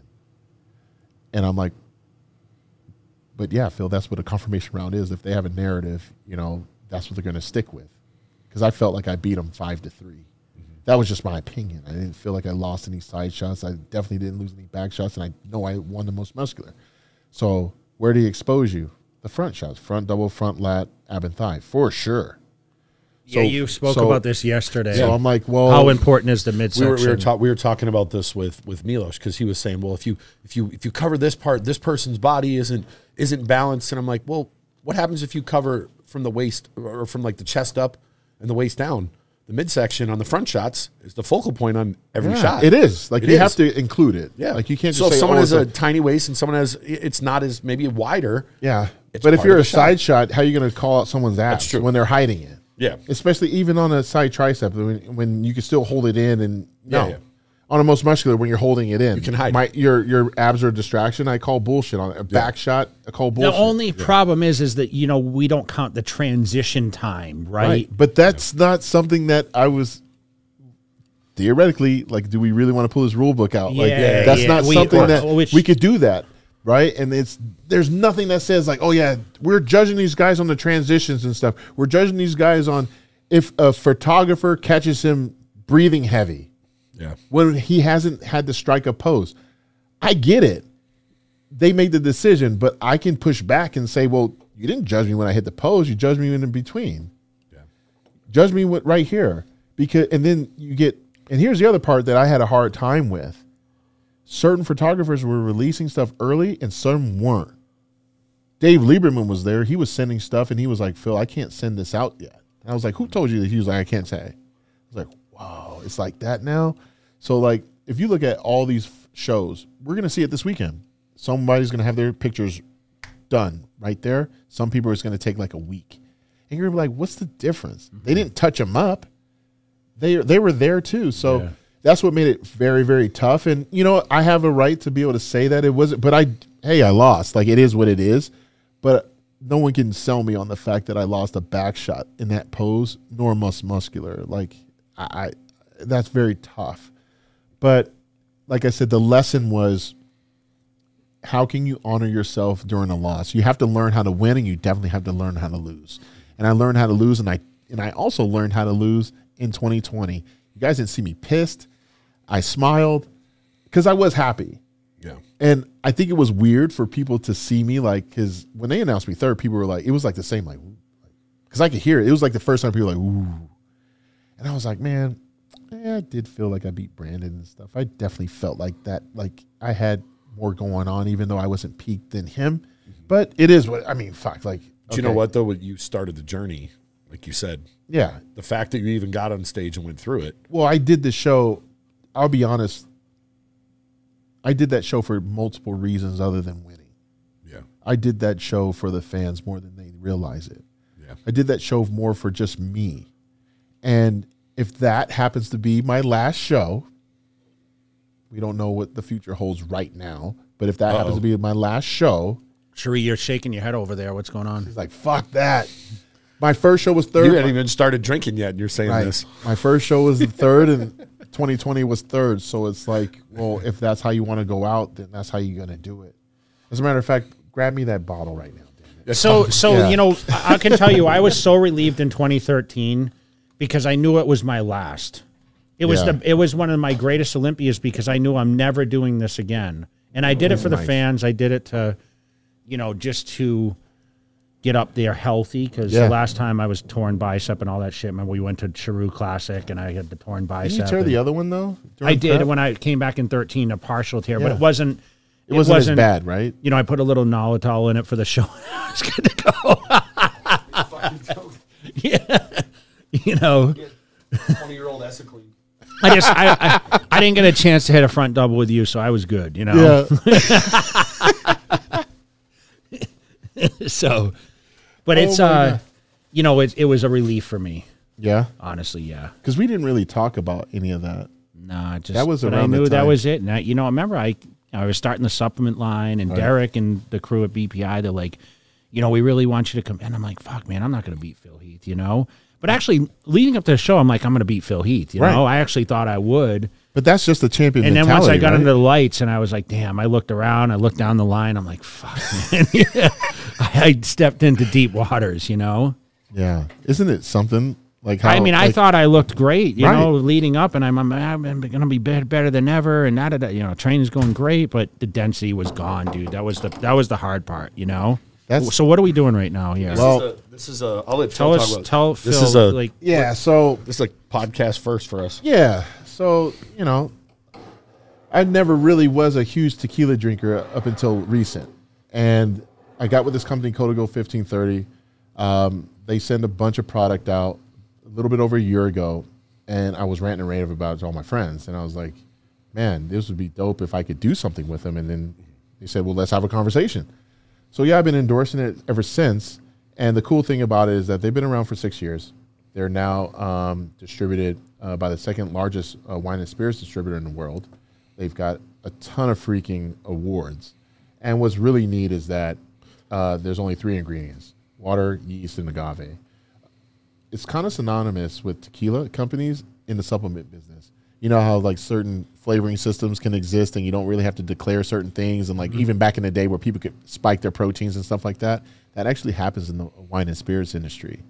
So you'll be drinking certain popular brands and they'll taste like vanilla or have a hint of this. It's because they're kind of illegally putting that in there. So the other part was that I wanted to make sure that it was like the healthiest one. So only having 3 ingredients and it's the lowest caloric tequila on the market was a big thing to me. So I brought in. Yeah, he's actually you sent it to me. Yeah, right? I had it sent. So I'm just gonna pour. And I know, Jay, you don't drink. I know you don't. Oh, we have for celebration sometimes. He left out. Is this like a nightly thing at the Heath household? Is the question? Ashery, she's in the back. Like She's laughing. She's laughing. So yes, You know, there's more to the story here. So the other day, I'm standing there, and he just calls me. Yeah, and they're like, yeah. "Are you home?" I was like, "Why?" It's like someone's about to deliver some tequila to your house, and I'm like, thinking I'm waiting for FedEx, and like 2 minutes later, ding dong, I open the door, and there's a guy standing there with 2 bottles. And He's who like, "Here." was it? I don't know. It was some. Is it employed? It was someone from the I company. got connections, man. I'm with the company, He handed bro. me his card. Like, He's like, "Hey, if you need anything, let me know." And That's then he right. just left, and I'm like, hey, "Okay, I got come some on. tequila." It's me. But also, the biggest spokesperson is George Strait. Okay. So, and you know who that is. Sing a song about the Heartland. Yeah. So, I just want to say thanks for having me. It really means a lot. We haven't had a lot of time to actually just sit and chill. So, we will in 23, I think. I think so too. Yeah, LA Fit Expo, we're doing Are that. you doing FIBO or? FIBO too. Yeah, okay. We're So, celebrating we'll in do FIBO that for sure. All right. Hell yeah. So this is my Salud. first. This is my first drink of the month right here. You're full of shit. And you've been going out more to a bar. I'm trying to. It's smooth. I'm. It's not bad, right? No, it is. It's not. I'm doing my best to try to just let loose a little more. Just a drink here and there. You know. I didn't know your drink was tequila. It is now. Yeah. It's been awesome. I love it. Just to be able to sit and chill and relax. And during COVID, you You kind still of. smoke cigars or? I do, and I'm actually putting on an event at 8 Lounge at Resorts what I- World yeah, tomorrow night. Yeah, so Are you going to go out, or are you going to be? he's a not. hermit? see. He ain't going Here's the nowhere. here's the He ain't thing. going nowhere. I My never. good friend owns the restaurant next door. Actually. Oh, yeah? Breza, yeah, next door. Yeah. thing with Jay is that people have to realize the man moved here years ago, eons ago. He's been here so much that I try to tell my friends, I'm like, because now I live in South Florida, so I know a little bit how this feels. Everybody asks you to go out all the time.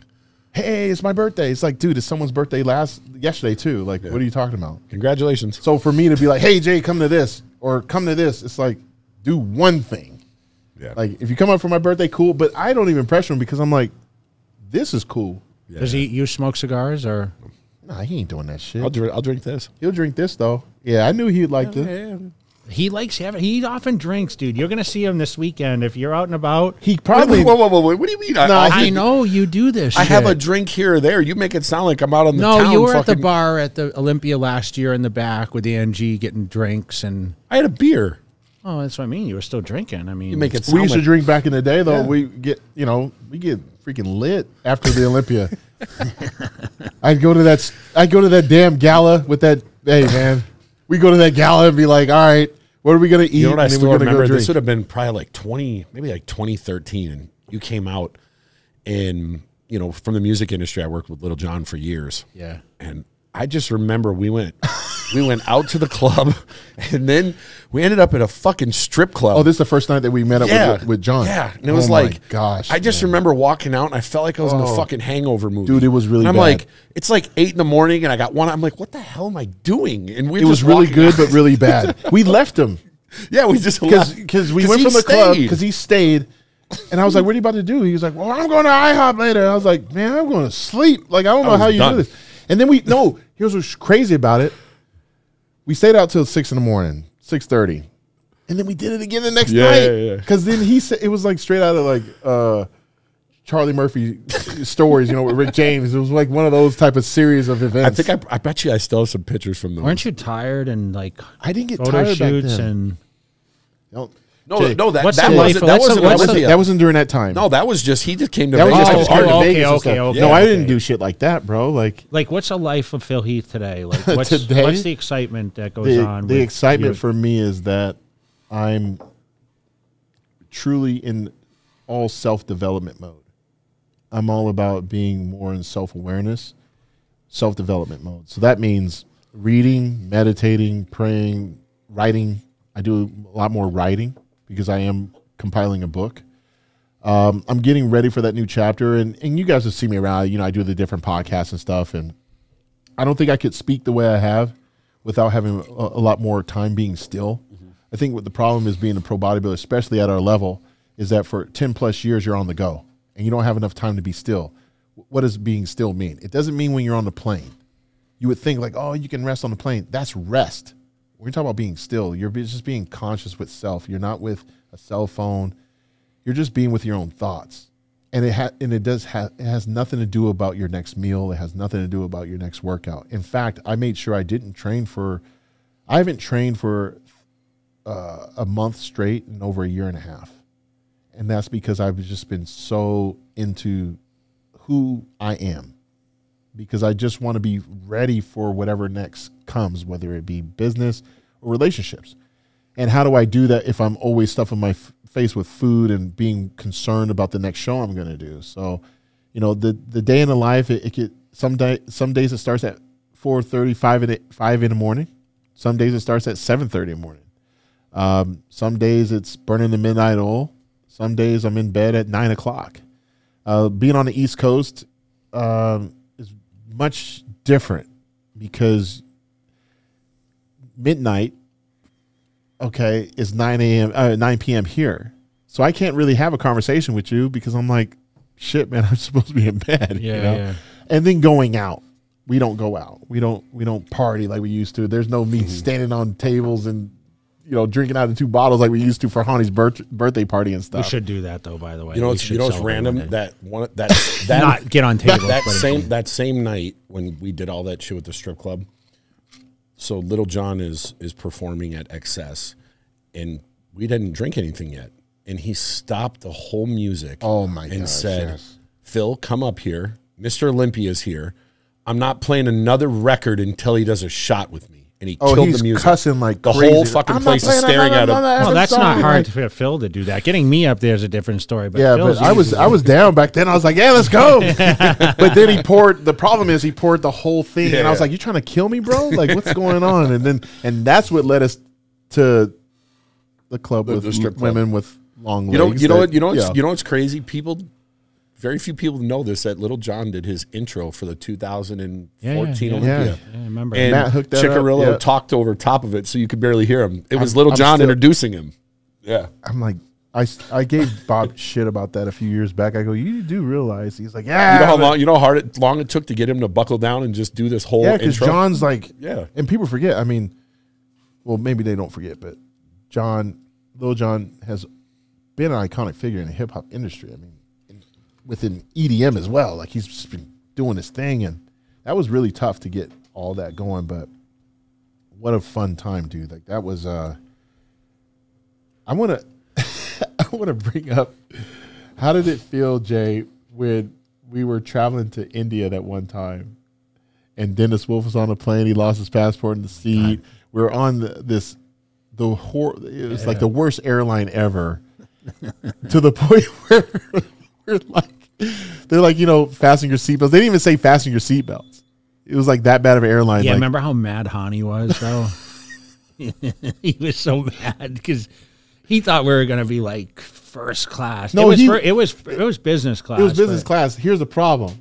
You and I got business class on Emirates. He didn't. Yeah. And he was like threatening, like, well, I'm not going to train you guys for this show unless if I get the same. I'm like, dude, like, they're not going to.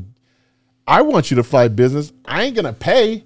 You know what I'm saying? But, like, come on, bro. Like, just fly, just fly economy on Emirates. You're going to sit, like, you're going to be in a good seat. No. So we both said, all right, what's the next alternative? Air India. Oh, wow. Bro, let me tell you. So Dennis was on this flight. We're on this flight. Was he competing or? Yeah, he did that show. I thought, okay. Yeah, he did the show, and he lost his passport, and between the seats, they had to rip the whole seat out. apart. Yeah. What let me realize that flight was going to be wild was not just him losing that, but then the lady that was sitting in first class, there was no fasten the seatbelt. She was on her phone the whole time as we were going up, and she didn't get bothered one time. I'm like, they don't give a damn on this stuff. This was like Spirit Airlines, like for business class. You remember this shit? I do. And then when we landed, it was still like they had just got bombed or something. Yeah, it was bad. And we were like, holy smokes, like, what are we doing?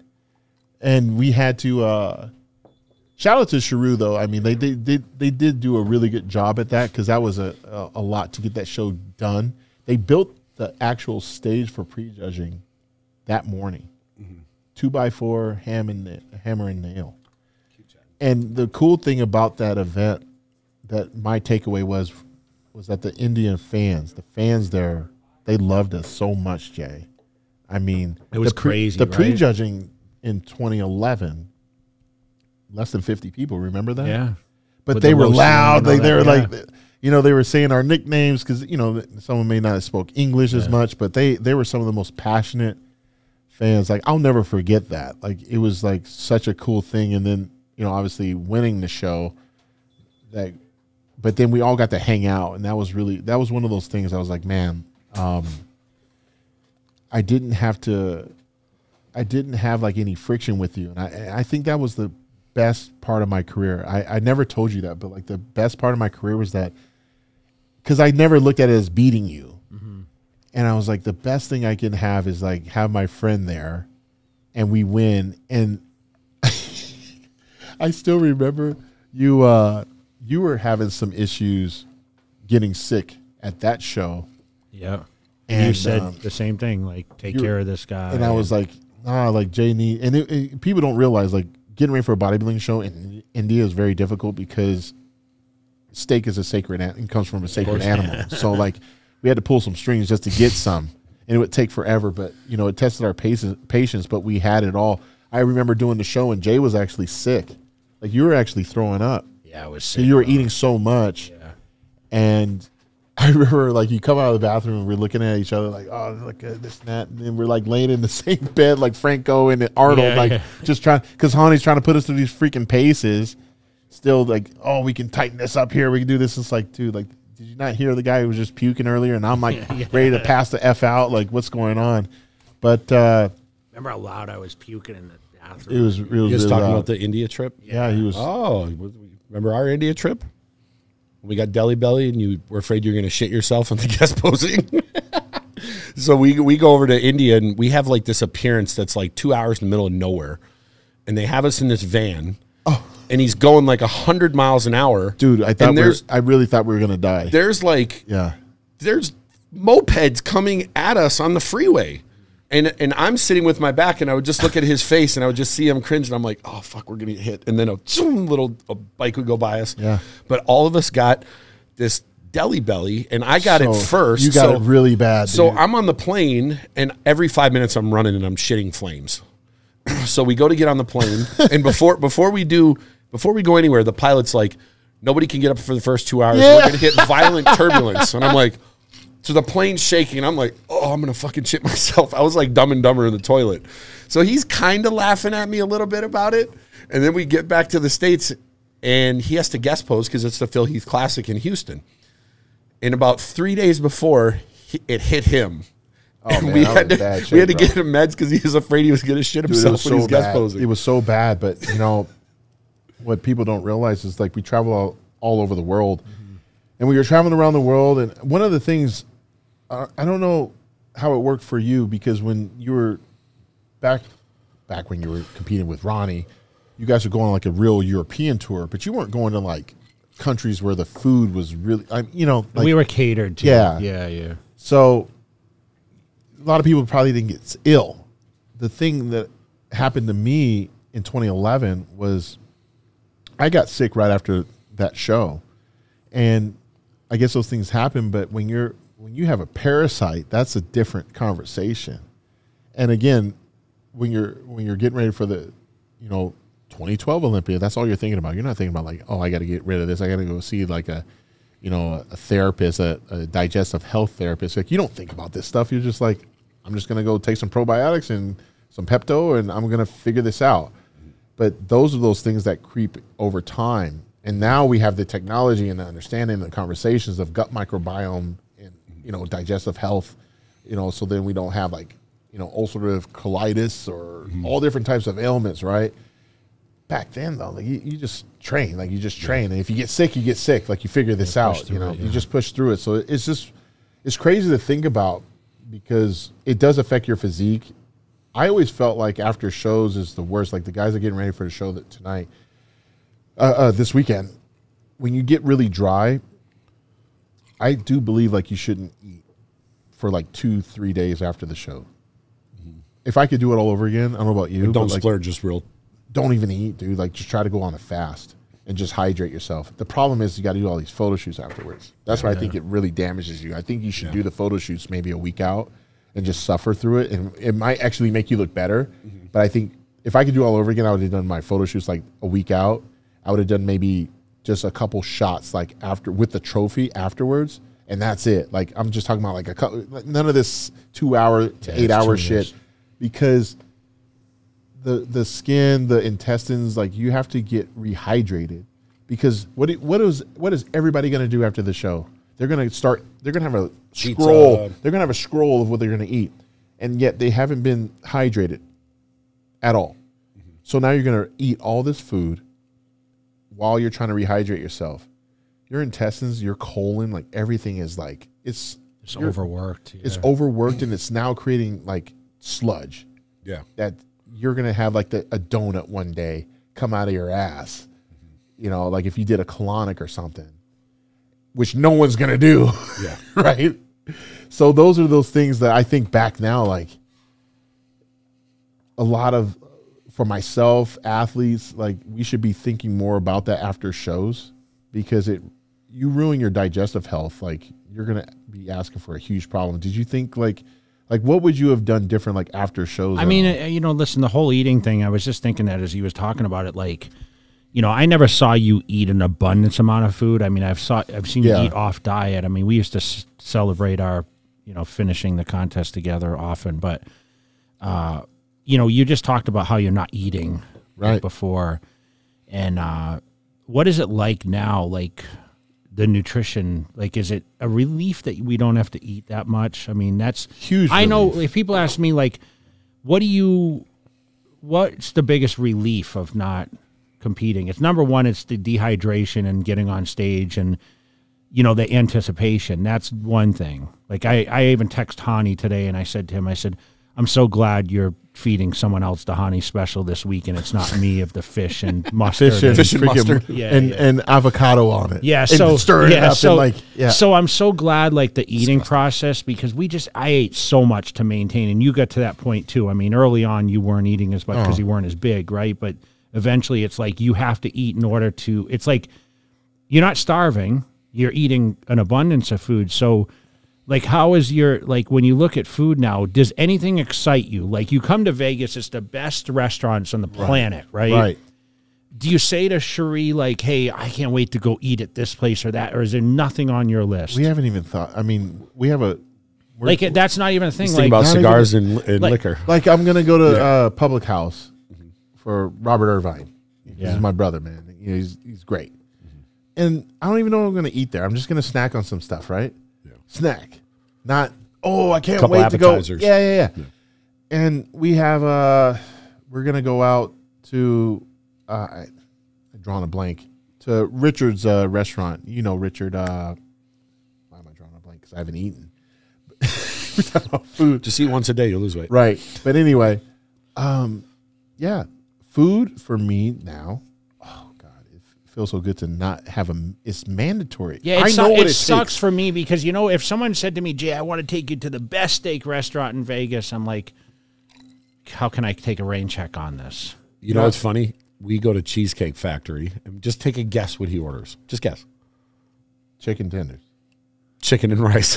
Chicken and rice. Well, fucking boring is that? Well, he's still going to, but yeah. Well, you're still going to eat clean, but it's just the abundance. Yeah, but what would Phil Heath order? He's asking you, like, it. So I would still order, like, I'm trying everything now.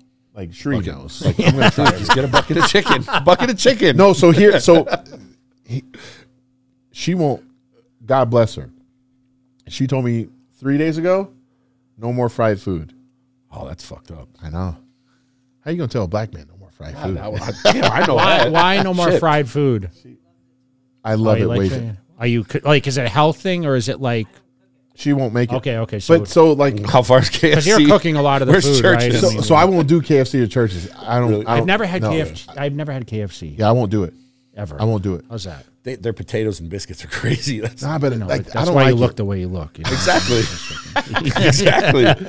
No, I'm fat and happy. But I do like. He's actually losing weight. Yeah, but I like farm to table restaurants. So I like farm to table restaurants that will do like fried food.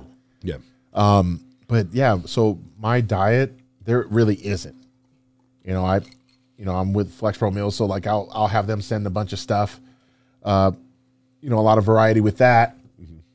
What's your go-to Flex? I see you advertising this all the time. So like, what's on your? So I like their brisket because I throw that with eggs, in the morning. I love that. I love brisket a lot. Like their brisket is really good. Their empanadas are great. Their Cuban empanadas are great. Those are really my two go-tos. They have like a few keto type of meals, like a steak and veggie and all that, which I do like, because there are times where I'm like, okay, you got to tighten this up a little bit, because you're going to be on television and you want to, get your face down a little bit. So you do some cardio. Yeah, but that's only 2 days for you. But listen, Milos comes on this podcast a lot. He just takes a diuretic before he comes on. So that's the thing. But Jay knows this. You know it a little bit. I was never really heavy into that. I did more diuretics my first contest as a pro than I did winning any Olympia. And it was because I probably over dieted to a degree. But I wanted to make sure that I didn't have to use it, because at the end of the day, that's blood pressure meds. And every person says, oh, I missed my peak because I couldn't get a pump. It's probably because you took too many damn diuretics. And then they're trying to, mask it by eating more food. And I'm like, and that's why you spilled over. So for me, I was like, nah, like I'd rather do like that much. A little pinch. Yeah. Literally spread it out, dab it, and that's it. And they'd be like, I don't have to touch anything.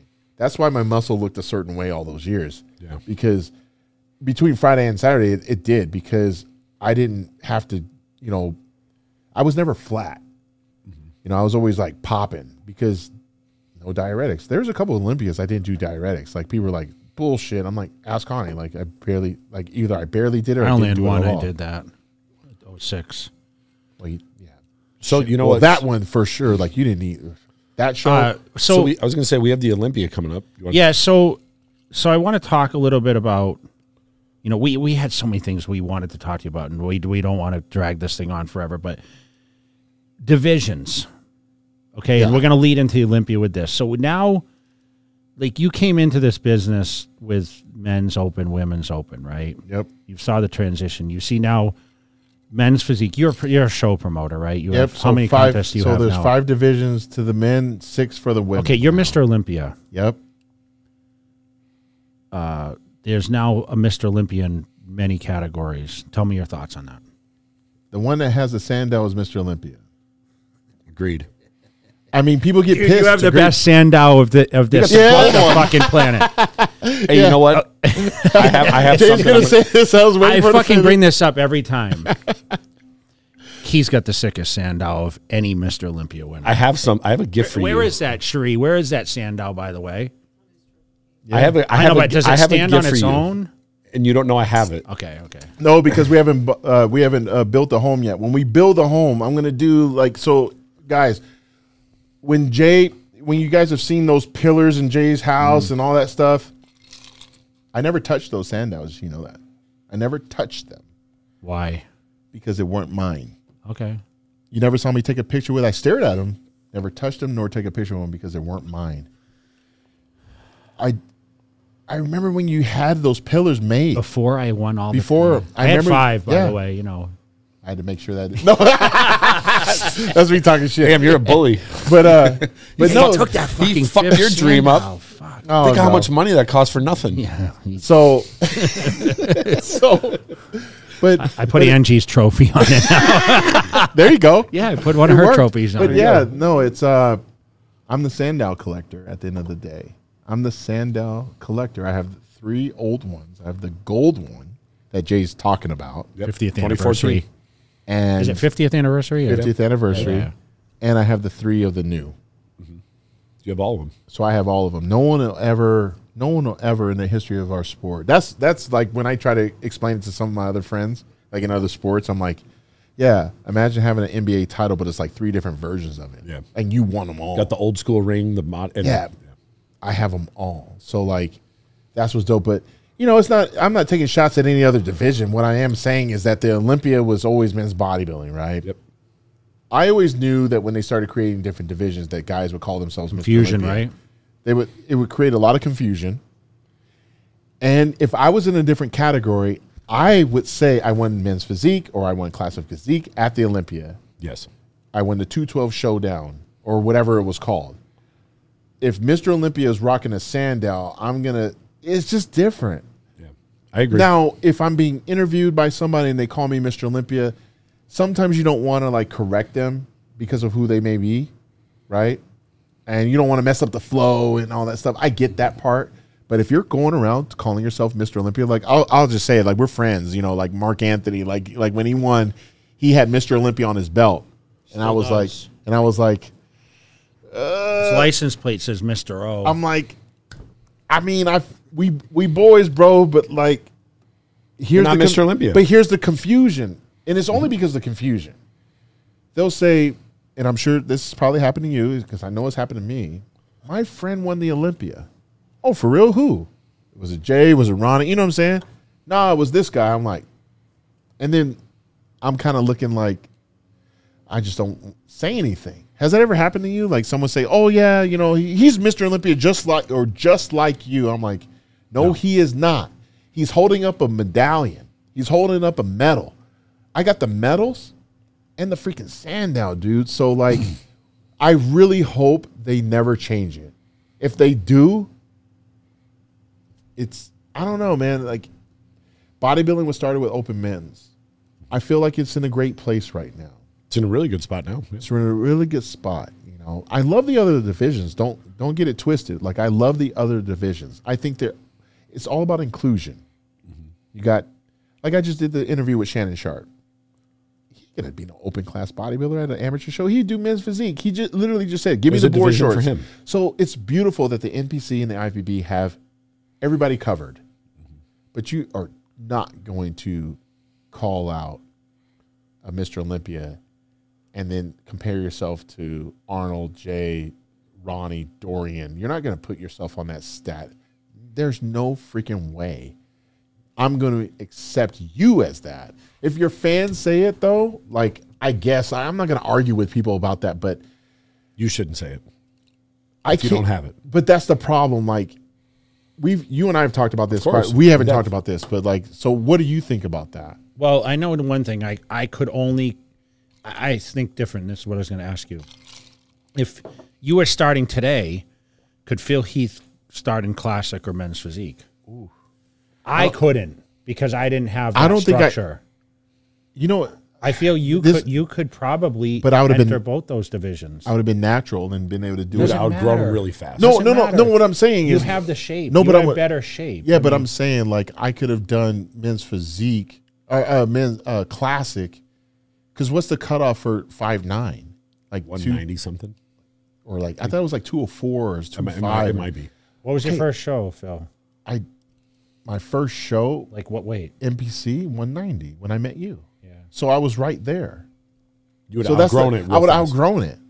And then I did 212, and then I would have outgrown that. No, but you still would have been able to start in that. You know what I'm saying? No, I get it. Like, but you know what's funny? Not once ever in my life. I met you my first show. I didn't walk away with that picture that you and I took. We weren't boys right there. Yeah. I just took the picture. You know what I said? That's a big motherfucker. I didn't say, "Oh, I'm going to be like him one day." I didn't say that. You just started your journey. I just looked at Jay and was like, "Man, he's a big dude. Like, that's great." Like, I didn't think, "Oh, what is it?" You probably didn't even realize you were on a journey yet. No, it was just about me on me. It was about me on me. And that's where I think people get it messed up. Like, you know how many times I get guys that'll do my show, the Phil Heath Classic, and feel like they're not good enough to do open?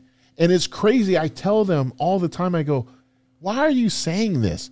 You say, "Well, they literally tell me I have to do men's physique or I have to do class because I'm not good enough." I'm like, you don't want to put in the 10 years. That's what you're saying up front. It should be a transitional time. But that's what they're not seeing. Yeah. They're putting limitation and limiting beliefs on themselves. And I don't want that because we have enough mental illness going on already. Of course. And what ends up happening with that same mentality is, in my opinion, the opportunity for the demons, the devils to come in and say, "I need to take something to make me that now." Yeah. So because I'm not good enough, I'm telling everybody, just compete, dude, and just take it one day at a time. Try your hardest to just learn about you. Don't compare yourselves to me, and don't get discouraged because of me either, because you can look at my very first picture with Jay, all natural guy doing a show against unnatural dudes, no question about it. And I won every category, but still try it. Don't say, I've got to do what Jay's doing. What did I do? Well, I followed some stuff that actually I followed a lot of stuff that Jay and Ronnie were doing because I was like, they were the best in Flex Magazine, Muscle Fitness. You know how many times I get people that say, well, I won't do your workout because you're enhanced. Yeah, it's just a freaking workout, dude. Just do it. I was doing enhanced workouts naturally, because it made sense. Do you want to build a shelf on the upper pecs? Yes. So this is what I'm going to do. So that's what I did my entire career. And that's what I'm, very boisterous about right now, because I see a lot of guys. I see a very interesting time where we're at, where people feel they're not good enough. Everybody's good enough. It's all about you versus you. It's all about what you really like. Why are you doing this? And you have to go through like multiple versions of why. You can't just say, well, why am I doing it? Because I want to do YouTube and I want to make some money and this and that. And I want to look like a fraud and get a pro card and go try to sell courses and stuff like that. Okay, that's very self-seeking. Yeah. Why do you really want to do it? Well, because at one point in time, I had someone tell me that I wasn't good enough. And I wanted to prove it to them, but later on I proved it to myself. And through my story, I can help somebody else that's dealing with the same problem. That's a little different. Yeah. I think that's where this could, manifest into something greater of guys and girls to say, I compete for this positive reason. Because I don't like people feeling like they can't do open. I don't like it. I really don't. I really want to see more people. Like I'm talking about the NPC level, IBB Pro level, like they're going to do it because we get paid the most money. And we should. It's still the highlight of the weekend this weekend. It's the freak show. But you asked me what I think, dude. Yeah, what do you think? I feel you are more individual. So Phil Heath, the Mr. Olympia, I was the Jay and Ronnie show. Okay, so I don't feel like, you can even compare. Like, I feel like those battles built like that legacy together. I don't feel like me and Ronnie are kind of on our own, even though Ronnie left and I still won Olympias. I feel like that whole, when people talk about bodybuilding, they refer to, when they talk about Jay Cutler, they talk about Ronnie Coleman because the runner-up version rather than winning, because, I kind of got lost, for the first couple of years. I wasn't sure how to come in. And, obviously I landed, more off than on. I felt like as Mr. Olympia winner, 07, 08, 9, and then obviously, 9 and 10. I was good, but not like someone like yourself that I said was more consistent about it, but, it leads us into like this weekend, and, we have now like a champion that's dominated for 2 years. But has he dominated? There's been question. Last year was questionable. I don't know. I don't know if you. I know you did a kind of a play-by-play kind of thing. Yeah, I did a reaction, with Patrick. Right. So, So my question is you being a commentator for this, like your expectations of this weekend. You have the largest lineup ever. You have many, many divisions. You have the most popular fitness persona we've ever experienced with C-Bum, right? In Classic, he's got the biggest following we've ever witnessed, right? In a very young demographic, high school kids talk about C-Bum. Right. He's a hybrid crossover between social media and he's dominating that division. Does he retain the title this weekend, you think? I believe so. It's just how. Like, you think he's his best ever? I don't know, because he works with your coach. I know. Well, he was yours too. I know, but I'm saying, look at how he pawned him off. No, but I know what Jay's saying. Like I started with Hani the entire time. Hani doesn't miss, Phil. No, he's not. He's riding his ass. He's. This is different though. I think they are trying to figure this out, and I will say, Chris should be improved. Just because of what Hani knows. it's different when you have a client that doesn't have champion pedigree of any sort. Then you're trying to teach them how to, ascend to that level. Chris has already done it, right? So Hani's in a really interesting situation. But with that said, you can tell someone to do something and they could say, well, that feels uncomfortable and I already know what I'm doing. But I believe that Chris is very coachable. I mean, I talked to Chris. I mean, yeah, you just had an interview with Chris. But I saw Urs too. Shit. I saw him in person. I filmed that. Yeah. I know, but That shit was Ruffin's crazy. been second for 2 years. I mean, and then you have this Brazilian guy, Ramon, who's super popular. I mean, these guys are all super young, Phil. This is a little different from our era, Yeah. right? Mid-20s. Yeah, I mean, when you came in, you were 25. You won your card at 25, yeah. right? So, but you sat on the sideline because you had to battle the monsters, and you landed, 28, your first Olympia? Yep. So you have Chris, who's not even a 28 yet, I don't think. Yeah. And this is a different division. Urs But, is 24. are we going to see... Phil, you're crazy, right? Are we going to see a division that has a 5, 7, 8 time in a row champion? Is my question. I don't think so. Because once Chris departs, Which probably will be. Do you agree? He'll probably be earlier than. I mean, this may be one or two more. I think it's going to be earlier than what people want him to. Yeah. Want him to. People are going to want him to do it forever because of the feeling he's giving them. But what Chris has done a really good job at is he can give you that feeling throughout the entire year because he's sharing so much on social media. Mm-hmm. So he'll be fine off stage because he's created a massive community. Whereas the other guys, like people, these fans, they'll have to jump on the next person. So if he were to leave, let's say he wins this year and he says, I'm done. There's no one in line. Someone's going to earn it. Someone's going to have to earn it. It'll be a battle. It's going to be, that division would increase actually because it'd be a vacancy, in my opinion. So if Chris is off, do you think one of these guys are good enough to get him? It depends on where he's off. Yeah. You know what I mean? Like if it's like a conditioning thing all around, then yeah, of course. But I still feel like Chris has a supreme advantage. The structure, right? The structure is just dominant, dude. Yeah, it's wide. just. I like Terrence's physique. I'm not going to sit here and shit on it. I think Terrence flawless. He's just short. Not tall. He's just He's short. That's his flaw. He's short, therefore he can't be as big as he should. Yep. So I like that. I like that division for that. Very competitive, I said at the Arnold, and honestly, I was more excited watching that division because the guys were so close with Breon, and Breon's another guy. We're not talking; he's a former Mr. Olympia. Dude, the guy. I'll tell you right now. My opinion about Breon is this: he gets overlooked. This guy's like, I mean, he was the he guy. won twice. dude. Yeah. Show me a flaw on Breon's physique. You really can't.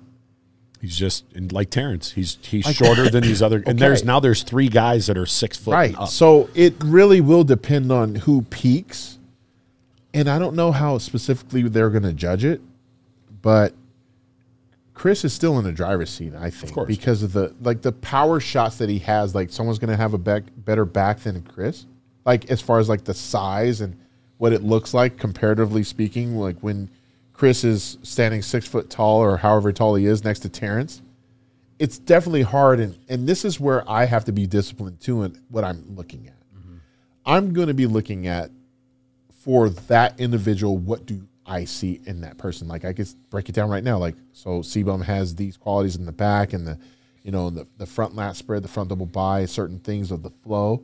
Whereas he turns around, he's going to have a lot more density because he actually is underweight for his height.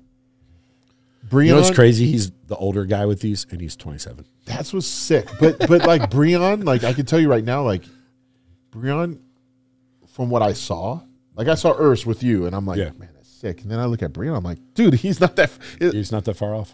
They're the same but different. Breon has more muscle maturity than any. He's almost 40 if he's not. He's over 40. Oh, he is? Okay. Oh, he is? Yeah. I didn't know that. Yeah. 41 or 42. Oh, wow. So he carries the most muscle maturity. So if he peaks, I just don't know. I think Ramon and Urs have the best shot of beating Chris. Yeah. Just because they they're similar in height. They got the width. They got the tiny That's waist. what's going to happen, right? I mean, I actually think they have better quads. And there could be a arms. sleeper coming up too, by the way, guys. What's the Chinese guy? Yeah, Jeez, that guy looks the like legs, a cartoon. the Yeah, legs on that guy. I think he got 5th last year. It was like or 6th. the fullness I saw. Yeah. So that's what's going to make it very interesting. Everybody's going to have like their thing. Yep. But I still believe that Chris is in the driver's seat because For sure. he would have to come in off, and I don't believe that they're just going to come in off with Hani Rambod coaching. Yeah. You know, that's just.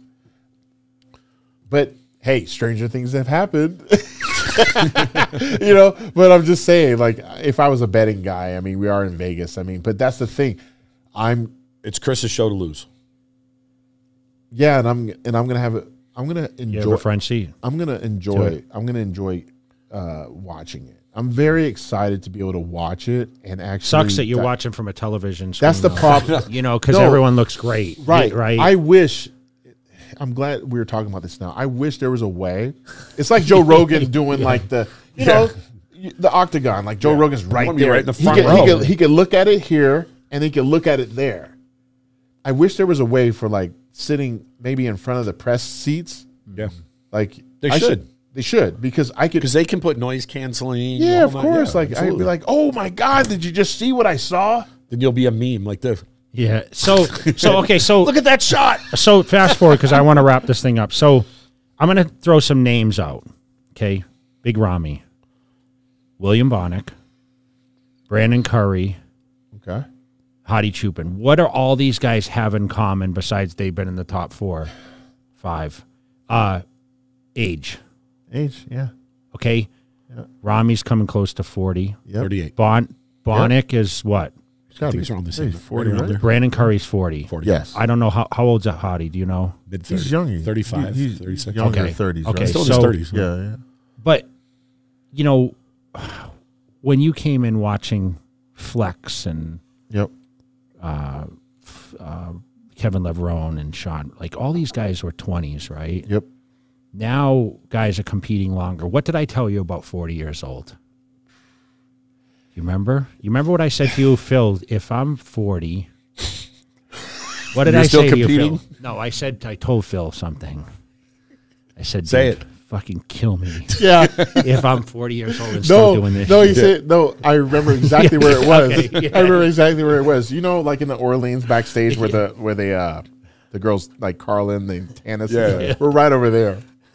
And he goes, "Phil, if I'm fucking still doing this shit in 41, 42, just fucking kill me, bro. This is fucking crazy." You know, What a life. it's we got to do this again because there's another question I have, and I remember it was after I won. I think it was number 5. Jay and I took a picture, and he was like, "I never thought you'd beat me." And we took the picture together. He's like, "All right," and he like walked away. He's like, "Fucker," and I was like, well, "What does that mean? What did that mean?" It meant like, you know, remember I raved about like the potential of this kid, and I'm like, man, this kid's going to be great someday, you know, but it's going to be way past me. And then all of a sudden, like, you're creeping, and I hung around longer than I thought, Phil, to be honest. You know, How old I were was you in your like- last Olympia that you won? I was 4. No, I was 30, 37 or Yeah. what? No, it was 2010, maybe 38. I came back at 40. 12 So years what is ago. that? Yeah, so I was like, 38. you know, I haven't won since 37. 2010, which is absolutely crazy to me. It's 12 years ago. 20, yeah, 12 years. 2007. Yeah. You're 37. So I just stayed around a lot longer than I Right. expected and I stayed around for many reasons. Like, I'm not going to lie, the money was great, Yep. right? The contracts kept us Of course. there. Yep. The progression, I mean, the guest appearance still kept going. But it was the main thing was the endorsement do. deal was longer, and What? They still do the guest Yeah, appearances. of course. Yeah. that's one Nonstop. thing I can say about bodybuilding. Like, we talk about professional sports. Like, one thing we can do, we can still monetize our success for so long. You're not right? washed. Yeah. Like other sports, Limited people become broadcasters yeah. and analysts. Very and- limited. Yes, you're okay? absolutely right. In But- bodybuilding, yeah, you could, especially a multi-Olympia champion like ourselves, Yes. you can Endless. really run the table. Yes. Make more money now than you ever did on stage. And he's ever. I don't know how your schedule is totally, but Jay's schedule now is busier now. Yeah, because there's different capacity at this point. Like, And it's now, not, like, it has No, it is. nothing to- I'll say it. I'm yeah. going to say it because the guys now are fucking lazy and they don't want to do the appearances because they turn them down all the time. Well, I can tell everybody this. Like, I learned a lot of that work ethic through Jay. Jay and Ronnie exceptionally, like, they did not turn down a gig at all. They overbooked themselves. Yeah. And I learned that by some things are caught, not taught. It's not like Jay said, hey, like, you got to do appearances. It's like, I just watched it. And when it was my turn to have that long line or have those, you know, appearances, like, and I'll be honest, like when Jay was doing certain guest appearances and when he exited, I was on the phone with those promoters, like, hey, and to Jay's credit, like, you hooked me up with a lot of those guys, like John Lindsay, a few of those guys, like, they just said, well, you guys are boys, like, Jay's not doing this. I trust you, Phil, like, through Jay, he said something good about you. So, but yeah, this is the only sport, you're right, that you could be a broadcaster. I'm commentating this weekend, and I'm, you know, it's a paid appearance, you know, just calling it what it is. And it allows me to be seen and heard. Actually, this is different. I get to be seen and heard by 1 million people more for a longer time than they would if I competed. They would have saw you on stage for the 15 minutes you were. That's it. They get to hear, people, my opportunity right now is really cool because I get to connect. A lot of people, I used to talk to Danny Garcia and Dwayne Johnson about this. Like, one of the things that we used to talk about was how Dwayne was always on television. So that's what drew interest, right? Like, you know, WWE, like 3 nights a week. The problem with me is that they only saw me two days every year. So a lot of the flack that I would get is because I wasn't doing a YouTube channel. I wasn't giving out all the content that they wanted, and I would tease it. And I did that on purpose, right? Because I was always trying to keep a mystique. And I didn't recognize that, Phil, you're not in the magazine era anymore. You're in a digital media era. Like, you have to overly talk about yourself. And I just didn't like it because I was like, well, I just like to hold it all in. But now it's about sharing. So that's what this weekend means to me, is that I get to share just what I see, not about what I did. I get to share what I see and hopefully put a lot of smiles on those faces for anybody that wants to watch. You know, it's OlympiaProductions.com. You know, you can go get it. Make sure you do it. But also, you know, the athletes, again, like, I wish them all the best. But more importantly, I hope a lot of these guys do watch this, whether it be during the week of the Olympia or after, because you're actually able to see 2 guys that got in this sport for various different reasons. It wasn't for money or. No, it was, and that's a whole nother topic, right? Like, we would go another hour talking about that, but we got into this because we really just love the game. And the game did change us as a human being. We got to see a lot of, like, personalities, like how you're treated as a person. You're treated as a piece of meat as an athlete.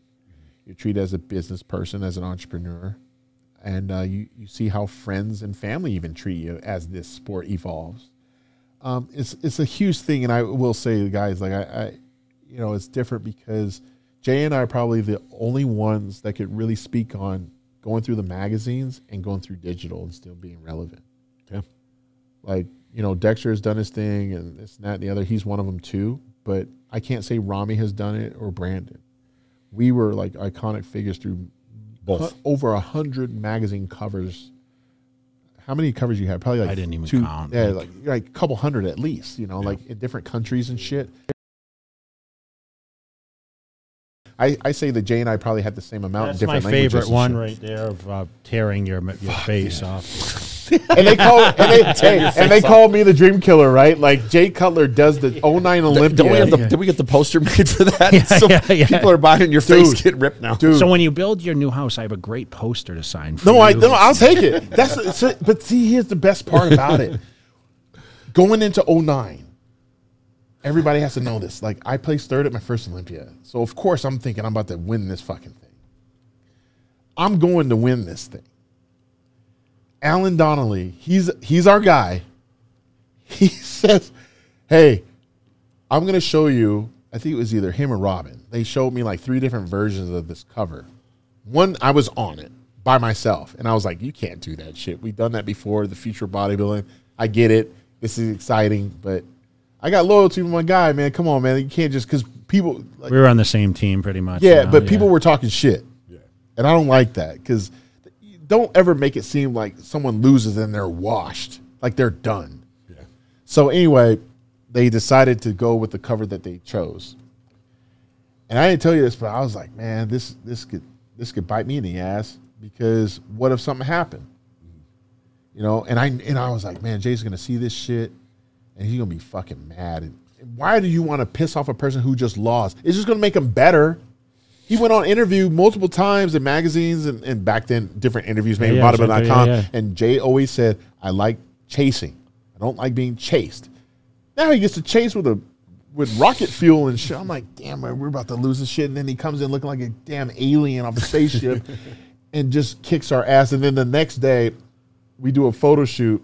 And that was a great photo shoot, by the way, because it was the last time Joe Weider was there in attendance. Yeah. With not just Weider athletes, but MD guys as well. It was like Marvel and DC all at one with Stan Lee. Yeah. That's what it looked like. So we're doing the photo shoot, and then Jay's in there tearing a piece of paper, and I'm like, I'm a smart dude. I'm like, oh, I already know what this is. Because it was a picture. Because it was a picture of Dexter and myself split down the middle. Yeah. And Jay used to say, I'm the Rodney Dangerfield of bodybuilding. I get no respect. So for everybody that thinks that I'm the dream killer, like Jay was really like he had that mentality. I just thought of back to school right now. I had a little bit of bad attitude, like you had at certain points. You know, I had a chip on my shoulder. People didn't know it though. No, I mean Jay hit it differently than I did. I was just a little more reserved, you know. And I was like, "Fuck all y'all," but fuck you. But you leverage that shit. Who has the biggest to prove this weekend? Is it the champion, or is it the former champion, or is it an underdog champ? Who has the biggest to prove? I feel. Who impresses you the most, do you think? Is it the new guys? Be honest. If no one impresses you, you can say it. Impressed how? Like when I saw Jay in 09, Ronnie in 03. I mean, Phil in 20. You know what I'm saying? Like, what are we talking about? Impressed. I'm impressed with Derek Luntz for his transition. I think that's. Can he be in the top 5, Phil? Yeah, he can. Yeah, for sure. So too. For sure. His structure, his. So ability, our anticipation, I think, is on the same level. He texted me this morning, by the way. Yeah. Very, very nice. See, I'm Derek doesn't text me. None of these guys text me. Yeah, he texts me because you're a gym bully. Yeah. See, no, you know what it is? We all know what certain guys usually look like, but this Olympia, there's 3 people we've never seen up there that have a ton of hype with Derek, Andrew Jacked, and Michael Crizzo. Yeah, there's 3 guys, and you have no clue where they could place. Dude, I've done my hardest job of looking at them, but not looking at them. Yeah. Like not dissecting them hard. I just take a glance, and I'm like, yeah, okay. Filter, pick. That's what I text Dexter today. I said, filter, pick, like everybody. Is he coming to the show, Dexter Jackson? Yeah. He gets What's here he doing? He's here. He's just doing his supplements and stuff. Oh, okay. But everybody that does filter picks, like I don't care for very much. But we didn't have that opportunity. Yeah, when so we were coming up, dude, if I use filter picks, like people would be like, "What the hell?" You know what I'm saying? So this year, who has the most to prove? I think it's Brandon Curry. Mm-hmm. It's now or never. This may be his last one, Phil. Yeah. This may be his last. That's what I'm saying. Like, who has the most to prove? If this is your last one, Brandon, I wish all of you all the luck in the world and all the best health in the world. But if you got to die on your sword, you do it now, right? You know, like you because here's the thing. You can't lose to the same person 3 times and legitimately say that you can beat them the 4th time. That's tough, right? Yeah. I know I did it to Ronnie Coleman though, bro. But here's the difference. You were still young too. You were still younger. Yeah, Ronnie was older, and it was a different show back then. And Ronnie had different weapons back then. Like you got to remember, Ronnie was a champ the whole time. Brandon won, and then it was Ronnie then lost. him. Like you didn't. Yeah. That'd be like you losing to Dexter and then still trying to fight Dexter and then me. If you keep and then losing, that's not the same. So, do you think Brandon can do it? I feel Brandon can do it. I feel Hadi Chopin can do it. I feel Rami can do it. That's the 3 people can who William? I feel William can too, based on what we saw at Boston. Was he second to you or Rami? Rami won. Okay. But- He was second to. Who was he Brandon. second to? Brandon. Okay. Oh yeah. No, Okay, this year, yeah. So I think he was second to Brandon Yeah, at the so you got Olympia. you got Nick thought he Walker, was you got Nick Walker, Nick you got do it? Hottie. Yeah, that top 5, like depending on if Can Hunter Labrada do it? no. Needs to be better condition, right? Yeah, I think what's his power shot, Jay? His shape is his power. What was He's that- like what a was that Oh, telling but you his earlier? shape, Remember the power shots? So his shape is a power shot over Brandon's shape. Yeah, Brandon's pretty dense, dude. That's what I'm saying, dude. Like, so that's what I'm saying. Like, I always thinking like, I could break this down. Like, that's a power shot right there. Like, what's Jay's power shot? Okay, he could do it, crab most muscular with his quad stomp. Like, that's sick. Like a back pose. That's Matt was sick. talking about that like, this morning. Like power we were shots we were are. having a conversation, and look, I have no idea where he's going to place. We're talking about Michael Krizo, and I said he's got 2 or 3 shots that are going to beat everyone in the top 10. You think your back double bicep was your power shot? Oh, Like that was like game over kind definitely. of shot with the That's glutes, hamstrings, and yeah, that's a shot that's iconic. that was your weakest shot, Phil. That was your weakest shot, Yep. and turned into your strongest. How crazy is that? Well, it's just like That's a lot of concentration. That's a lot of nights of. yeah, but like, you know what? visionary. You took what, a year and a half off to make sure. No, that but your weakness he got became your strength. it got crazy, and Well, I got destroyed by this guy in a photo shoot after going out partying one night. And then Jay's like beating my ass on the dumbbell rows and the barbell rows, and he's Oh, in beat. Canada? yeah. He beat. Oh man, think I remember that. Jay beat the shit That out was of at me in the this photo shoot. muscle tech shoot, right? no, No. This is Peter. We were just training, and Peter, Oh. Sean, 07, I think, and Greg Merritt were there, and I remember getting my ass tore up, and I said, Phil, this is one of those times where you got to realize that you went out partying last night. Jay's in here giving it everything he's got. He's treating this like a real business, and you're out using your genetic. You now crossed the line of wasting these genetics, and you got caught. And Jay talked shit to you, and he enjoyed it. He enjoyed it because he knew that I was supposed to come up. So no, the competitive side of it was like, yeah, let this little kid come out here. He's messing with the big boys, like he wants to go fuck around because I would have done the same thing. But see, here's my issue with a lot of these guys. I don't know how competitive these guys are with that spirit. Do you think they train angry? No, I haven't seen one guy do that yet. Like you just mentioned, when you started this interview, you were like, I was training angry, right? And I talk about this a lot with an individual. We're not going to mention the name. I saw it last night. Yeah. I saw. But to me, I was training. I had so much going on in my life that I have yet to disclose, that I leveraged to use it as fuel to where I could train by myself for 10 plus years with no coach there with me until the very end, with no entourage training with me. I was at Armbrust by myself all those years. I remember. In the middle of the night, In the right? middle of I the wouldn't night. train with. We trained at midnight. No one was in there. You even turned the front lights on. How many times I asked you to spot me? Barely even racked my weights. I did it. I mean, you would help me toward the end, but like, that's how I knew I could beat a lot of guys, because I knew mentally they weren't capable of doing that. You remember when I used to train in the middle of the night, right? I got used it to for do it on purpose. I did it. I did that because I like I said, some things are caught, not taught. I caught Jay's videos of him training late at night, and I was like, you know what? I used to ask people, dude, in Colorado, you see Phil? You've seen? They're like, no, he trains like after hours or something, I remember the first time I went there and trained with you. We just went at like midnight. There was nobody And there. even when we traveled, Open the you side would door, train late, hit the dude. key. Like it didn't matter. Like you would eat a meal or have dinner and be like, all right, we're going to the gym at 11. You'd roll to Weinberger's gym like super late. Well, like I said, I saw those videos of you doing it, and I thought, what's the point of this? It's because there's no distractions. It's quiet. Yeah. And what people don't want to do, especially in this day, is be in solitude, like be by themselves. I said earlier about being still. That means you have to be alone. A lot of people can't be alone, Jay. You know that.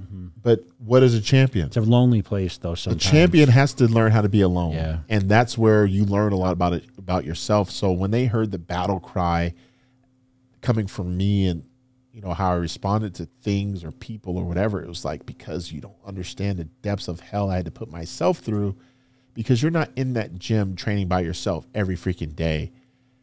you don't know what that feels like. You could out bench me, out squat me, all this other stuff. But can you do it by yourself when you're only on 100 grams of carbs and you've been doing this stuff for 16 weeks? Like, probably not. Can you do it with everybody expecting you to lose?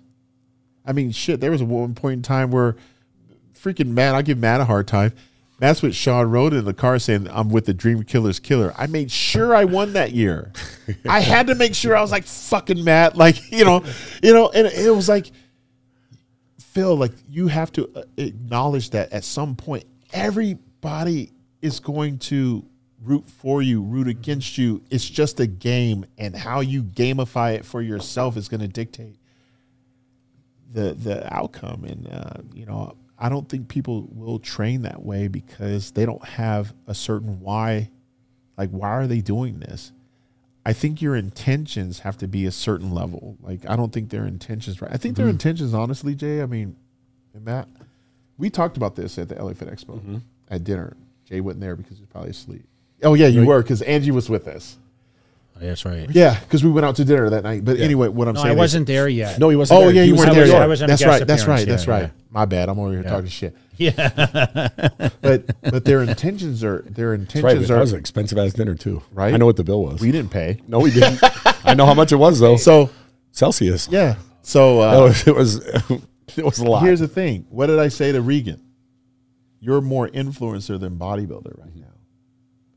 That's not necessarily a bad thing. Yeah. But today's day. Not today's day. Our day, you would be. Yeah. You'd be a Jerome Ferguson. You would be like those guys. Like, you know, like, oh, I'm but just now being more of an influence, you'll make more money. Right. So these guys have it very conflicted. Do I diet and I train a certain way just so I put out more content on YouTube, or do I just hunker down and go zero dark 30 and just go show up on stages? But it's tough. Those days may be over. Those days are over. So that's what you're getting to right now. Right. Like, that's why these guys don't train a certain way. They don't have a certain fire, because when you're we didn't take a phone with us, bro, to film. I would have never done like, that. because it's so out of the focus of like, so, but unfortunately now you kind of you have to. You have to. Yeah. And that's the other part about me doing another show. I would have to show you every document week. It, yeah. I'd have You to still document. want to. Well, you'd have to. Yeah. But if that's not me, then I'm not being honest to me, because I'm an artist. That's a great topic, you know. I'm an artist, dude. Like, I'm an artist. Like, no matter what, like, to sculpt this, like, I'm an artist, right? So a real artist got to be by themselves. They can't. You think if Michelangelo had like 1 million people? Like, he was like, nah, leave me alone. Like, I got to do this by myself. I'll show you when I'm done. Thank you, right? He would tell kings, like, leave me alone. Jay was in there alone at the Decatur gym, like, alone. Twice a day. Spitting on the floor, like, you know, doing a thing. But I was alone. And you do go through those, like, crazy moments. But it's different when your why is, I need 1 million subs because I know what that'll do for me financially. So I don't know what's right and what's wrong. I know for me, I'm still conflicted. So I can only imagine what it feels like for them. But we're not going to see a certain level of competition until someone just says, you know what, man, I'm just going for 10 of these things, and I don't care. Or they go for it and just don't mind if someone's being like a fly on the wall and do like a as it happens type of thing and don't release it every week. They do it like once a quarter of like a series. Like, if next year, I would rather film like a month's worth of content, like disperse it quarterly of like series, and then let people just binge on that. But that way I still get to do me, and I get to still go crazy in the gym, because I get pumped up when I see old stuff of myself screaming and hollering and stuff like that. But that came from being by myself. So, you know, until we see real rivalries, not of like we saw with Blessing and Nick Walker, that was complete bullshit. Like, I didn't like it, but I understand like why they try it, because I get it. But who would? I mean, shit. Still to this day, people would pay like to see a prime Ronnie Coleman and Jay Cutler. People would still pay a prime Phil Heath and Kai Green. Or people really pay for that, right? And you guys are still yoked up. He is. He's a lot bigger than me. You know, he's over in Boca. You know, we haven't even seen each other yet. Really? Yeah, I invited Put him on your podcast when you launch one. I invited him to dinner. He hasn't done it yet, so we'll figure that out. But listen, I know we got to wrap this up, but dude, like this has been way too long. We got to figure out a way to maybe do this again. We'll do it again, and it might be on the Phil Heath podcast. That'd be good. Come to Florida. Shit. We have plenty of trips. I got a bucket of chicken for you. All right, then maybe I'll come. And some tequila. I see Cherie nodding over there. I'll come only if she cooks it, but you have to have some. I got blueberry muffins for Jay. You're the only guy. You always, every time you post your meals and you say, I'm gonna wreck this meal that Cherie makes. Like, I can't wait to. This thing stands no chance. Yeah, stand no chance of survival. Hey, Dwayne Johnson stole that from me the other day. He's like, he had a stack of pancakes. He's like, this has no chance. I was like, hey, should have put it in my Phil Heath voice. Yeah, but no. What were you gonna say? Like you talking about her cooking or what? No, you're always posting her cooking up, and it's the funny thing is that man. we used to enjoy the restaurant stuff, but now we enjoy the home cooked stuff more than anything, right? We're homebodies now. Well, it's okay. I mean, that's what happens. I love it. You're supposed to. Oh. I mean, that's kind of like visionary life of the next thing. But we're excited to see what this weekend brings, but more excited about like what your pivot is now. Being a leader of. The success of, one of the greatest bodybuilders, if not the greatest bodybuilder ever. We appreciate you coming on. It's good to catch up, and hopefully not our last meeting this weekend. And whatever we do is off record. We won't have it on film, but, I'm sure we'll have some good time. So, cigar is not the weed. Yeah. Hey, I didn't say what it was. So, thanks so much, bro, for coming on. Congratulations to thank you. And, expect more deliveries of this, and we're going to get. You're going to get more Código 1530. Yes, you are. You're going to try the añejo. You're going to try a lot of different things as well. Like we got still strength. We got all kind of different stuff, man. And I'm going to be doing a contest giveaway where someone's going to receive a rose gold plated bar set with all kind of cool stuff. Can it be rigged for me? Where is this taking place? Through social media? Yeah, it's through my social. Through Instagram? Yeah, through my Instagram. Okay. So everybody's you got to be 21, of course. You got to be able to follow myself and Código 1530. I'm going to post it up here pretty soon, probably when I get back from the Olympia. We'll put the links below and whatever else. Yeah, but I want everybody to enjoy this weekend. I'm excited to be at the Olympia. Obviously, it is a little different because it's not in Florida; it's here. Mm-hmm. But so far, I was at the host hotel. I was at the Planet Hollywood, and a lot of people were just taking pictures and stuff. It doesn't get old. I know. I will say it doesn't. I went get yesterday older. I went to the Amateur Olympia for a little bit. It feels good though. Like this is different for me. Like people are like, you're right. I'm gonna get asked a question about a comeback and this and that, and I am gonna come back. You just tell him if Jay comes back, I'll come back. You didn't say what it was though. But I didn't say what it was though. I see what he's doing here. Yeah, we're starting that rumor bullshit. I'm putting a post up. Phil confirmed to me tonight he's coming back. Hey, look, with a bunch of periods. All I got to do is train for 3 months and see what happens. And if I like what I see, I like what I see. If you had like a Jay Cutler Classic, he could come back and win it. What, a pro show? Yeah, of course. Well, he's a backyard classic. Do a fucking amateur. How about I just do the Jay Cutler Phil Heath Classic and I rig the whole thing and I just win? What do you think? We can rig our own show. Hey, listen, can you do the show on mine? Jay Cutler Phil Heath backyard it's classic. Got to be $1 million purse, Phil. What would it cost for you, like real quick? Fuck, like how much would it cost for you to do one more? I think $1 million. Yeah, I mean, no, you wouldn't. Yeah, you would. $1 million. I mean, 2015. Listen, he would have done 2015. I would come back and compete right now for $1 million. I think men's physique because I'm doing my fit for 50. I mean, I turned 50 in August. So wait, how tall are you? 5'9". You might be able to. No, yeah. No, you won't. You're too heavy. Yeah, you're too heavy to do classic. Oh, I might do. My waist is wider than my shoulders. Come on. I think we all would compete for. You would compete for $1 million. I'll go on the once a day diet, man. I'll get shredded. Eat once a day. Well, dude, thanks for coming on. Yeah, thank you, bro. Crush it this weekend. Oh, I can't wait to see who the new champ is and see if they can. It's try gonna be to newer catch and 7. still. You said new it. I'm starting the rumor. Start He's it coming now. back 2024. Phil Heath. Yeah. All right, we're out. All right, later.